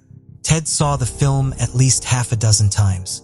His obsession with the film was not necessarily alarming at first. According to his friend Russell, there were plenty of other young men their age who loved Steve McQueen at the time and aspired to be like him. Seeing McQueen dressed in three-piece suits and outsmarting the authorities made the character of Thomas Crown seem like someone with an enviable lifestyle. While his manners and intelligence meant that Ted could have arguably been described as a gentleman even at his young age, Ted appears to have begun focusing on the more materialistic idea of what one should be. He convinced his grandmother to lend him money so he could buy a bright red sports car, which he drove while wearing leather driving gloves. He began trying to appear more debonair, showing off his fluency in French, skill at billiards, and love of expensive gin. His fixation with the film may have inspired him to steal from his employer. While he tried to emulate Thomas Crown's high-end lifestyle in the small ways he could, it appears that, like millionaire Thomas Crown, Ted essentially wanted to commit a major theft just for fun and to show off how clever he was rather than for financial gain. Ted had started shoplifting just to prove that he could do so successfully. Ted had called Russell on the evening he stole the money, but Russell was not at home at the time, so Ted was only able to speak to Russell's mother. Russell believes that had he been home that night, his friend would not have had to flee. I still believe had he been able to speak to me or someone else and showed us the money, he would have just put it back on Monday morning, for it was less about the money than proving he could do it, Russell would later say. As it was, Ted never got to tell Russell about the theft. Russell learned about the theft after the bank discovered it on Monday morning. Responding FBI agents called Russell, ordering him to come into the bank where he was employed to tell them everything he knew about his friend. Prior to the theft, Ted had begun telling friends, including some who worked at the bank with him, how easily he could steal from the vault because of the lax security at the bank. Society National Bank did not even fingerprint its employees. He claimed that all he needed to do was find a way to be left in the vault alone. He said he would commit the crime on a Friday because doing so would give him the entire weekend to get out of town before anyone even realized that the money was missing. Ted reportedly called a friend on July 11th to say the day had finally come for him to take the money, but the friend did not believe that Ted was actually going to commit the crime. Ted had decided to go through with the theft on that day in particular because circumstances had aligned to make it possible for him to do so. While Ted had only been employed at the bank for just over 6 months, he was a stellar employee his co-workers believed would rise through the ranks at the bank very quickly. He worked in the bank's vault, packaging and delivering cash to other branches of the bank, a position which the bank only allowed its most trusted employees to fill. On the day of the theft, Ted's supervisor was out of work recovering from surgery. It was against bank policy for any employee to be left alone in the vault, but Ted was essentially left unsupervised that day, meaning he had the opportunity to be alone in the vault. Since Ted was considered to be such an upstanding young man and trustworthy employee, no one at the bag was particularly concerned when he walked into the vault with the large paper bag after his lunch break. Ted was seen by his landlady at 7:26 p.m. outside of his apartment on Clifton Boulevard. He waved to her as he was getting into a cab, which took him to Cleveland Hopkins International Airport. There, he used a payphone to call his girlfriend Kathleen and tell her that he was going to Erie, Pennsylvania for the weekend to attend a concert. Ted's relationship with Kathleen would allow law enforcement to track Ted's initial movements around the country after he fled with the cash. She received a letter from Ted on July 17th that had been postmarked at Washington's National Airport, and another on July 22nd postmarked in Inglewood, California, near Los Angeles International Airport. Authorities were also able to record a phone call Ted made to her. In the letters to his girlfriend, Ted admitted to stealing the money and ultimately expressed some remorse over his crime. In one of the letters, he indicated that he believed he could return to Ohio and his loved ones after 7 years when the statute of limitations had expired. However, as smart as he was and as clever as he believed himself to be, Ted had misinterpreted the law. Authorities had to charge him within 7 years, and since he was so quickly identified as the perpetrator of the theft, he was indicted within weeks. The clock had stopped on the statute of limitations as soon as he had been indicted for his crimes, meaning he could be arrested no matter how much time passed. On September 12, 1969, Ted Conrad was indicted by a federal grand jury on charges of embezzlement and falsifying bank records. A warrant for his arrest was subsequently issued. He faced up to 10 years imprisonment for each of the charges against him. The FBI and the U.S. Marshal Service initially quarreled over jurisdiction in the case, which was one of the largest bank thefts in Cleveland's history. Ultimately, both agencies investigated the case. Authorities followed up on leads across the continental United States, as well as in Hawaii after a couple from Cleveland vacationing there in October of 1969 saw a man they believed resembled Ted.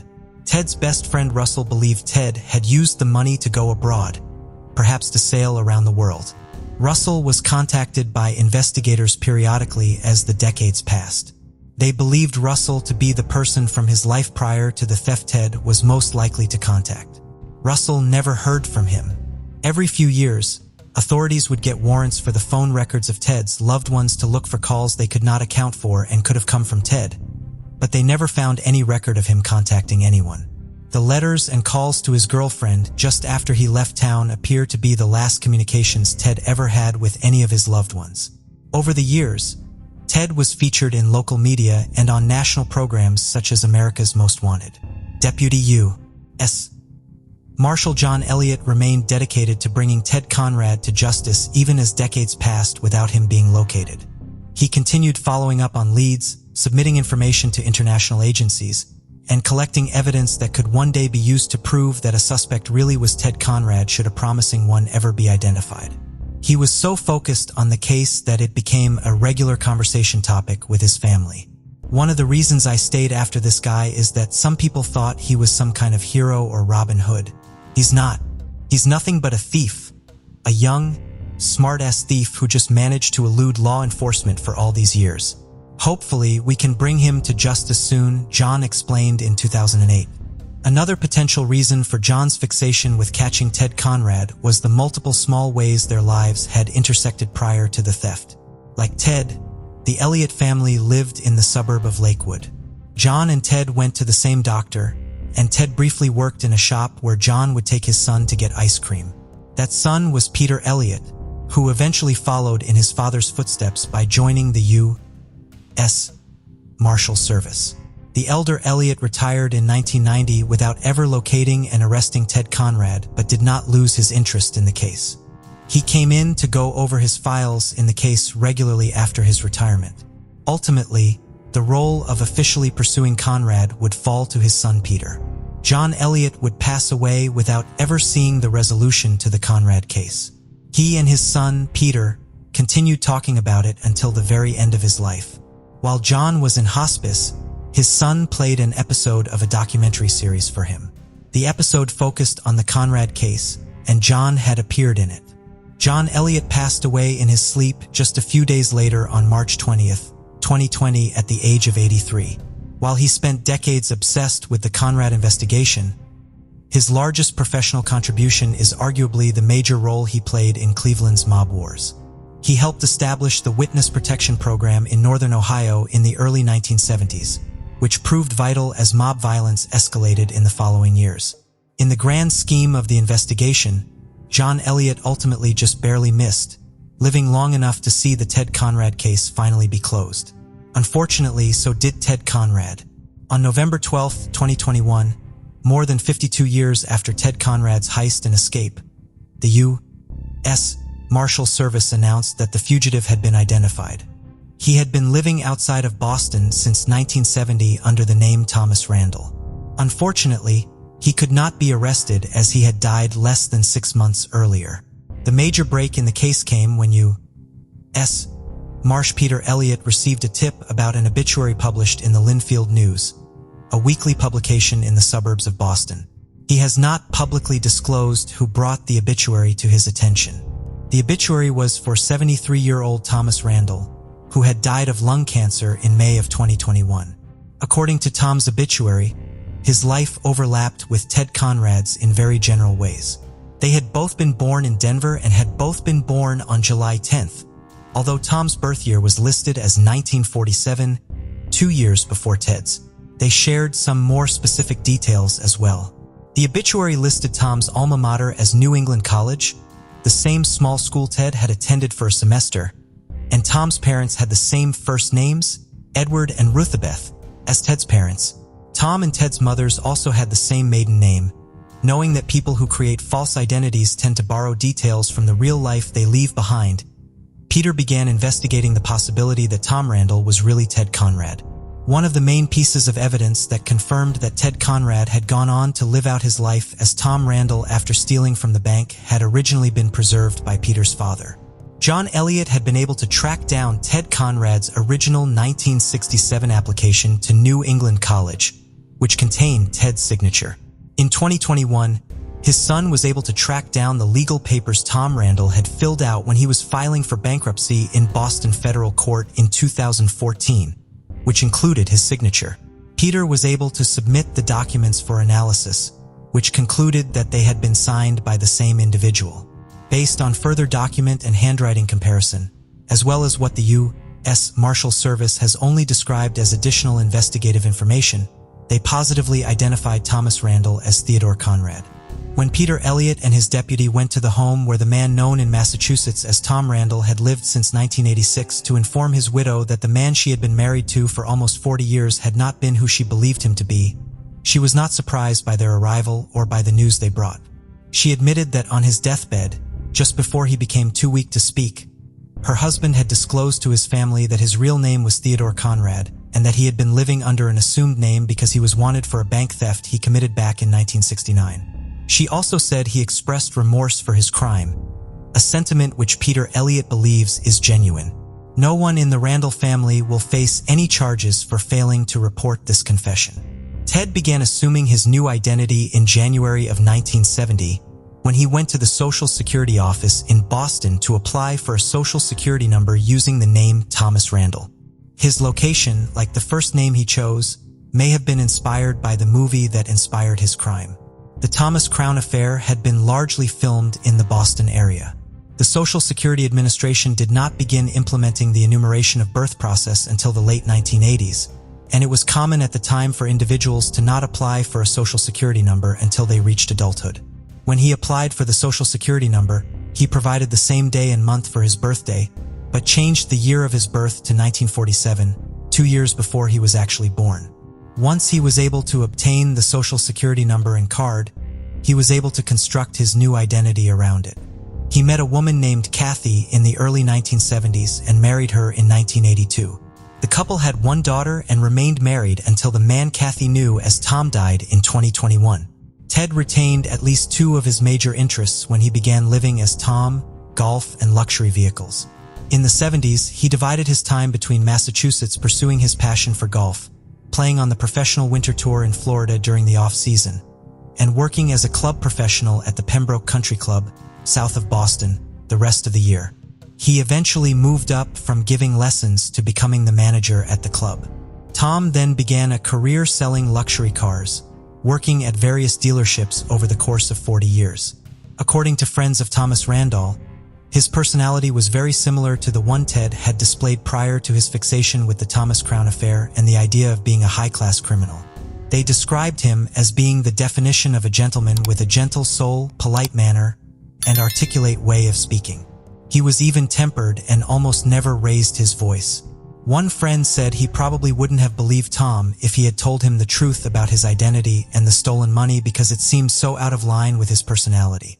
The only suspicious detail anyone could identify in retrospect, aside from the fact that Tom always had a beard, was the fact that Tom never mentioned his parents or siblings and only spoke of his early life in very broad terms. While the friends of Thomas Randall, who have spoken to the media, were all shocked to learn that he had deceived them for so long, none of them were particularly upset with their late friend on account of his crime. They largely dismissed the theft as a youthful indiscretion, and the actions of Ted Conrad in his youth did not color their opinion of the more mature Tom Randall, who, as one of them pointed out, did not continue into a life of further crime as far as anyone knows. While Ted, living as Tom, was able to build his life around country clubs and luxury cars, he did so through his employment, not by being wealthy himself. Despite the massive financial head start the money he stole could have given him, he struggled financially. As Thomas Randall, he and his wife filed for bankruptcy in 2014. According to court records, they had over $161,000 in credit card debt. When he died in 2021, the family was still struggling, with unpaid bills continuing to pile up. Authorities are still investigating what happened to the stolen cash. They are currently investigating the possibility that Ted lost it all with a series of bad investments shortly after he stole it. While Tom's loved ones are still struggling to cope with the news of his crime and real identity, Ted's loved ones are relieved to know what happened to him after he fled. Ted's sister was afraid she would die without ever knowing what became of her younger brother, and is relieved to know that he went on to live a happy life. Ted's best friend Russell hopes to one day meet Kathy Randall, so he could tell her stories of what her husband was like when he was younger. Ted Conrad never got the satisfaction he thought pulling off his crime would bring him, and investigators never got to conclude the case with the arrest they spent decades trying to make. While the case never got the dramatic conclusion anyone envisioned, U.S. Marshal Peter Elliott takes some arrest through his death. In the press release announcing that Ted Conrad had been identified, Peter is quoted as saying, "I hope my father is resting a little easier today, knowing his investigation and his United States Marshal Service brought this closure to a decades-long mystery. Everything in real life doesn't always end like in the movies." 17-year-old Chundra May resided in Pea Ridge, an unincorporated area of Scott County, Mississippi, about 12 miles north of the county seat, Forest. Since 1970, her mother's family had lived as neighbors along a dirt road off Mississippi Route 35. Although doctors had informed Chundra's parents, Janelle and Richard, that they would never have biological children, they adopted a son named Tim. Contrary to the doctor's diagnosis, Janelle later gave birth to Chundra when Tim was just 8 months old. The close age of the siblings strengthened their bond within their tight-knit family. At the beginning of 1986, Chundra was looking forward to her upcoming high school graduation. She was a senior at League Academy, a small school with only 36 students in its senior class in neighboring League County.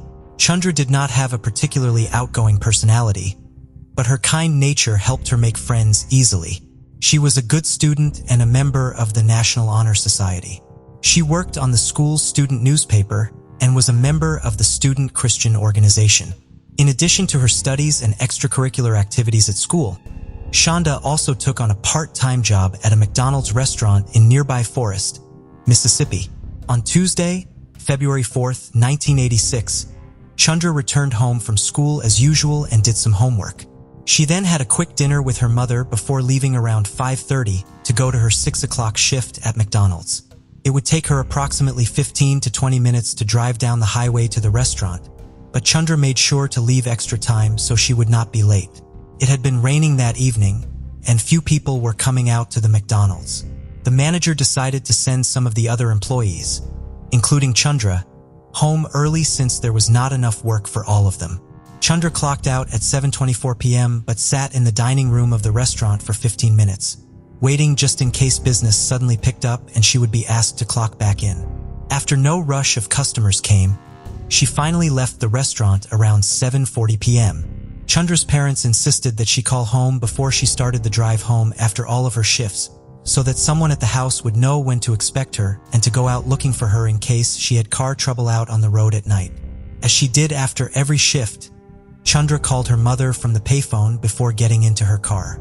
On the way home, Chundra stopped at the TG&Y, a dime store, and purchased a Valentine's Day card, presumably for her boyfriend Tony, the first boy she had ever seriously dated. Chundra's father Richard worked as a riverboat captain for a shipping firm based out of New Orleans, piloting a towboat that pushed barges up the Mississippi River. His job required him to be away from home for a full month at a time, followed by a full month off of work. On February 4th, he was working, and his boat was just outside of Memphis, Tennessee. He called home to check on his family at approximately 8:20 p.m. When his wife, Janelle, answered the phone, she told him that Chundra had not yet arrived home, even though she was expected to arrive by 8 o'clock. Richard told Janelle to go next door and ask her brother-in-law, Elton Spivey, to drive along the route. Chundra would drive home from work and look for her in case she had car trouble and was stranded along the highway. However, when Janelle went outside to walk next door, she saw Chundra's car, a blue 1982 Isuzu, in the road just shy of their driveway, less than 75 yards away from the front door of their home. When she went up to the car, the engine was still running, and the interior light was on because the front driver's side door was open. His front window was partially rolled down. The radio was on, but the volume was turned down. All of Chundra's belongings, her purse, glasses, work apron, school books, and coat, were all inside the car. The only item that would later be determined to be missing was Chundra's driver's license. There was no sign of Chundra herself. The scene was strange, but there were no obvious signs of a struggle outside of the car. Holding on to hope that there was an innocent explanation for her daughter not coming inside the house, Janelle called Chundra's boyfriend to see if he had picked her up. When she called his house, he was there with his parents and had been there all evening. Janelle called the police. Based on the scene where her car was found, authorities quickly determined that Chundra had not left on her own accord. Furthermore, it was out of character for her to abandon her responsibilities, and she would not intentionally cause stress for her mother in particular because she was in poor health. Janelle suffered from diabetes and had been in and out of the hospital for the past 3 years. Worsening problems with her kidneys had resulted in her becoming dependent on dialysis treatments for the previous 6 months. Janelle had taken care of her children all of their lives, but now Chundra was helping take care of her mother as her health deteriorated. Chundra did not resent these extra responsibilities, and caring for her mother just made their relationship even stronger. The search for Chundra began in the immediate area around her home. Initially, it was just her family and law enforcement looking for her. However, as the physical search area expanded, the support from the community also grew. Students and teachers from her school helped search for her. The owners of the McDonald's where she worked posted missing persons flyers inside the restaurant. Chundra's co-workers included flyers in the bags of every drive-through order they served. Within 2 weeks of Chundra's disappearance, more than 25,000 missing persons flyers were distributed throughout the state of Mississippi. The Mississippi State Police conducted aerial and ground searches, which took place in 3 different counties. Rumors quickly circulated that Chundra had been abducted by someone posing as a police officer. After her disappearance, authorities received several reports from individuals who said that a non-police vehicle with a flashing blue light had attempted to pull them over on the highway Chundra would have traveled to get home. The scenario would make sense in light of some of the circumstances of Chundra's disappearance. Chundra's driver's license was missing, which could be explained if she took it out to present to someone she believed was a police officer. Furthermore, the fact that she pulled over on the road when she was in sight of her driveway was puzzling. However, if she believed she was pulled over by a police officer, she may have pulled over immediately instead of driving the few extra seconds to pull into the driveway. This possibility is complicated by testimony from Shonda's cousin, David Spivey, who lived next door to her. The evening Chandra disappeared, he saw her driving down the road towards her house after noticing the light from her headlights. According to David, no one was driving behind her at the time. The location where her car was found was just past his home, halfway between his house and hers. This would seem to indicate that whoever abducted Chundra had been waiting for her near her home and perhaps blocked her way down the road, forcing her to stop short of her driveway. However, this would have been difficult to coordinate without Chundra's entire extended family witnessing them waiting for an extended period of time. Furthermore, Chundra had deviated from her normal schedule that evening because she was unexpectedly sent home from work early. Even if her abductor had studied her normal movements, they would not have known to be waiting for her at that time. According to some of Chundra's co-workers, she had been concerned that someone may have been following her in the week before her disappearance. She had been unable to clearly see what kind of vehicle they were in. Several of her co-workers reported to their assistant manager that Chundra was worried but did not want to tell her parents about the person potentially following her because she knew they would make her quit her job out of concern for her safety. Chandra's disappearance destroyed the sense of safety her neighbors thought living in a small town provided them. Regardless of whether or not they played a role in Chundra's disappearance, the community took reports of a non-police vehicle attempting to pull over vehicles in the area seriously, with teachers at Chundra's school advising students to pull over when they saw flashing blue lights unless they could confirm they were on a police vehicle. Teenagers traveled in pairs and in groups, and many were not allowed out after dark for a time. The National Guard conducted searches with the help of civilian volunteers. On February 19th, Chundra's case was formally declared a kidnapping, which allowed the FBI to join the investigation. Physical searches continued, a reward was offered, and tips were regularly called in, but Chundra was not found, to use as fishing bait in the banks of Baker's Lake. The lake was located near Bolton, Mississippi in Hinds County, approximately 80 miles away from Chundra's family home. He noticed something floating in the water. It was a body wrapped in plastic bags. When police examined the body, It was wearing a class ring from Leak Academy, which was engraved with Chundra's initials, leading to her preliminary identification. Dental records would later confirm that the body was Chundra May's. The day Chundra's body was found would have been her 18th birthday. Chundra's body had been bound with fiber-reinforced packing tape and wrapped in plastic bags before it was thrown into the lake. Chundra's initial autopsy did not conclusively identify a cause of death, so a second one was ordered. At the second autopsy, the pathologist determined that Chundra had been raped and had been struck on the left side of her head. The blow to her head had not caused a skull fracture, and while it had occurred while she was still alive, it was unlikely to have caused her death. The two pathologists who performed the autopsies differed in their opinion over whether the tape used to bind Chundra had been applied while she was still alive or after she was already dead. A large tape mark was visible on her neck when the second autopsy was performed. This led to the pathologist determining that Chundra had most likely died as a result of strangulation. Based on the exact location of the heavy tape mark, he also determined that if Chundra had struggled against her bindings, the tape around her neck could have stimulated her carotid arteries, which could have interfered with her heart beating properly. While Chundra had been missing for just over 3 weeks, she had been alive for the majority of that time. While neither of her autopsies resulted in an exact time of her death being identified, both pathologists found that she had been killed approximately 5 to 10 days before her body was found, meaning she had been held alive somewhere for at least 12 days.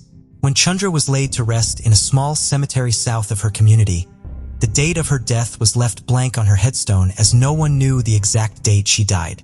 Chundra's community began collecting money for a reward for information in her case when she was still missing, and the donations continued after her body was found. The donations ranged from $10 brought in by individual members of the community to $5,000 offered by the owners of the McDonald's franchise where Chundra worked. The local governments of both Scott County, where Chundra lived, and neighboring Leak County, where she attended school, voted to donate $25,100 to the reward, the maximum amount allowed by law. The reward eventually grew to $53,413. For individuals from Scott County underwent polygraph examinations in March of 1986 in connection to Chundra's case. A man accused of kidnapping a woman in the city of Hattiesburg underwent one that August. Authorities seemingly focused in on the theory that Chundra had stopped her car short of her driveway because she believed she was being pulled over by a police officer. They polygraphed an offender who used a blue light to deceive his victims in July. A Scott County Sheriff's deputy was also investigated and given a polygraph exam in connection to the case. All of these individuals passed their polygraph examinations. At the end of September, authorities asked Chundra's father, Richard May, to undergo a polygraph examination as well. Richard had been working on a boat 200 miles away from the site of his daughter's abduction at the time it occurred. On September 29, 1986, investigators with the Mississippi State Police and the Mississippi Highway Patrol came to the May family home and asked Richard if he would come with them to Jackson for a polygraph examination. He left with them and underwent the examination that afternoon. The results showed no signs of deception in Richard's answers. While Richard voluntarily submitted to the exam, he was frustrated by being asked to take it as he knew it would not help find his daughter's killer. However, he put those feelings aside for the benefit of his daughter's case. I took the test of my own free will because I have been and am willing to do whatever it takes to get the state and county law enforcement to find out who killed Chundra, he told the Scott County Times the day after the examination. Leads in Chundra's case became fewer and farther between as time passed. In August of 1992, Reuben Weeks, who was serving a life sentence plus 30 years for rape and kidnapping in Missouri, was brought to Mississippi for questioning in the case due to similarities between Chundra's murder and the crime for which he was incarcerated. On October 13, 1991, he had pulled a motel clerk from her car. She was bound with tape and raped. Weeks was apprehended in his home state of Mississippi, where he had an extensive criminal record consisting of mainly nonviolent offenses. He had previously been a trustee in the Scott County Jail. He ultimately could not be tied to Chundra's murder. Another man, who had been questioned in relation to Chundra's case twice, since 1988, was arrested and charged with abducting and sexually assaulting a young woman in 1993. This led to investigators in Mississippi and Alabama looking into him for at least 3 unsolved murders, including Chundra's, but no evidence connecting him to any of the murders could ever be found. Chundra's murder was covered by a local news channel in March of 2021, which led to a group of retired local investigators taking an interest in the case. They followed up on old leads and have been looking for new ones. Any information they may uncover will be turned over to the Scott County Sheriff's Department. Unfortunately, forensic evidence will most likely not be as useful in Chundra's case as it has been in solving other cold cases in recent years. Almost none of the evidence in the case has been properly preserved. Chundra's family used her car to look for her the night she disappeared, unknowingly disturbing potential forensic evidence. The tape used to bind Chundra and the garbage bag Chundra's body was wrapped in were also removed by the young deputy who first responded to the scene. As proper crime scene preservation was not as well understood at the time, investigators today are limited in the amount of forensic evidence available to them. They do believe that witness testimony may help them finally close the case. While the passage of time can cause some types of evidence to deteriorate, it can also destroy relationships and remove threats that may have previously prevented witnesses from coming forward. Chundra's mother passed away as a result of worsening kidney disease in 1994. Chundra's brother and father still live in Mississippi. Richard May understands that he may never learn what happened to his daughter during his lifetime. However, he continues to pray that one day he will see Chundra again and she will be able to provide him with the answers he is still searching for herself. Thank you for joining us on this journey into the depths of unsolved mysteries. Cold cases not only challenge our understanding of the past, but also ignite our curiosity and determination for answers. Remember to subscribe to stay updated on our latest investigations. And if you have any information regarding the cases we've covered, don't hesitate to reach out. Together, we can shed light on the shadows of the past and bring closure to those who seek it. Until next time, stay vigilant, stay curious, and never stop seeking the truth.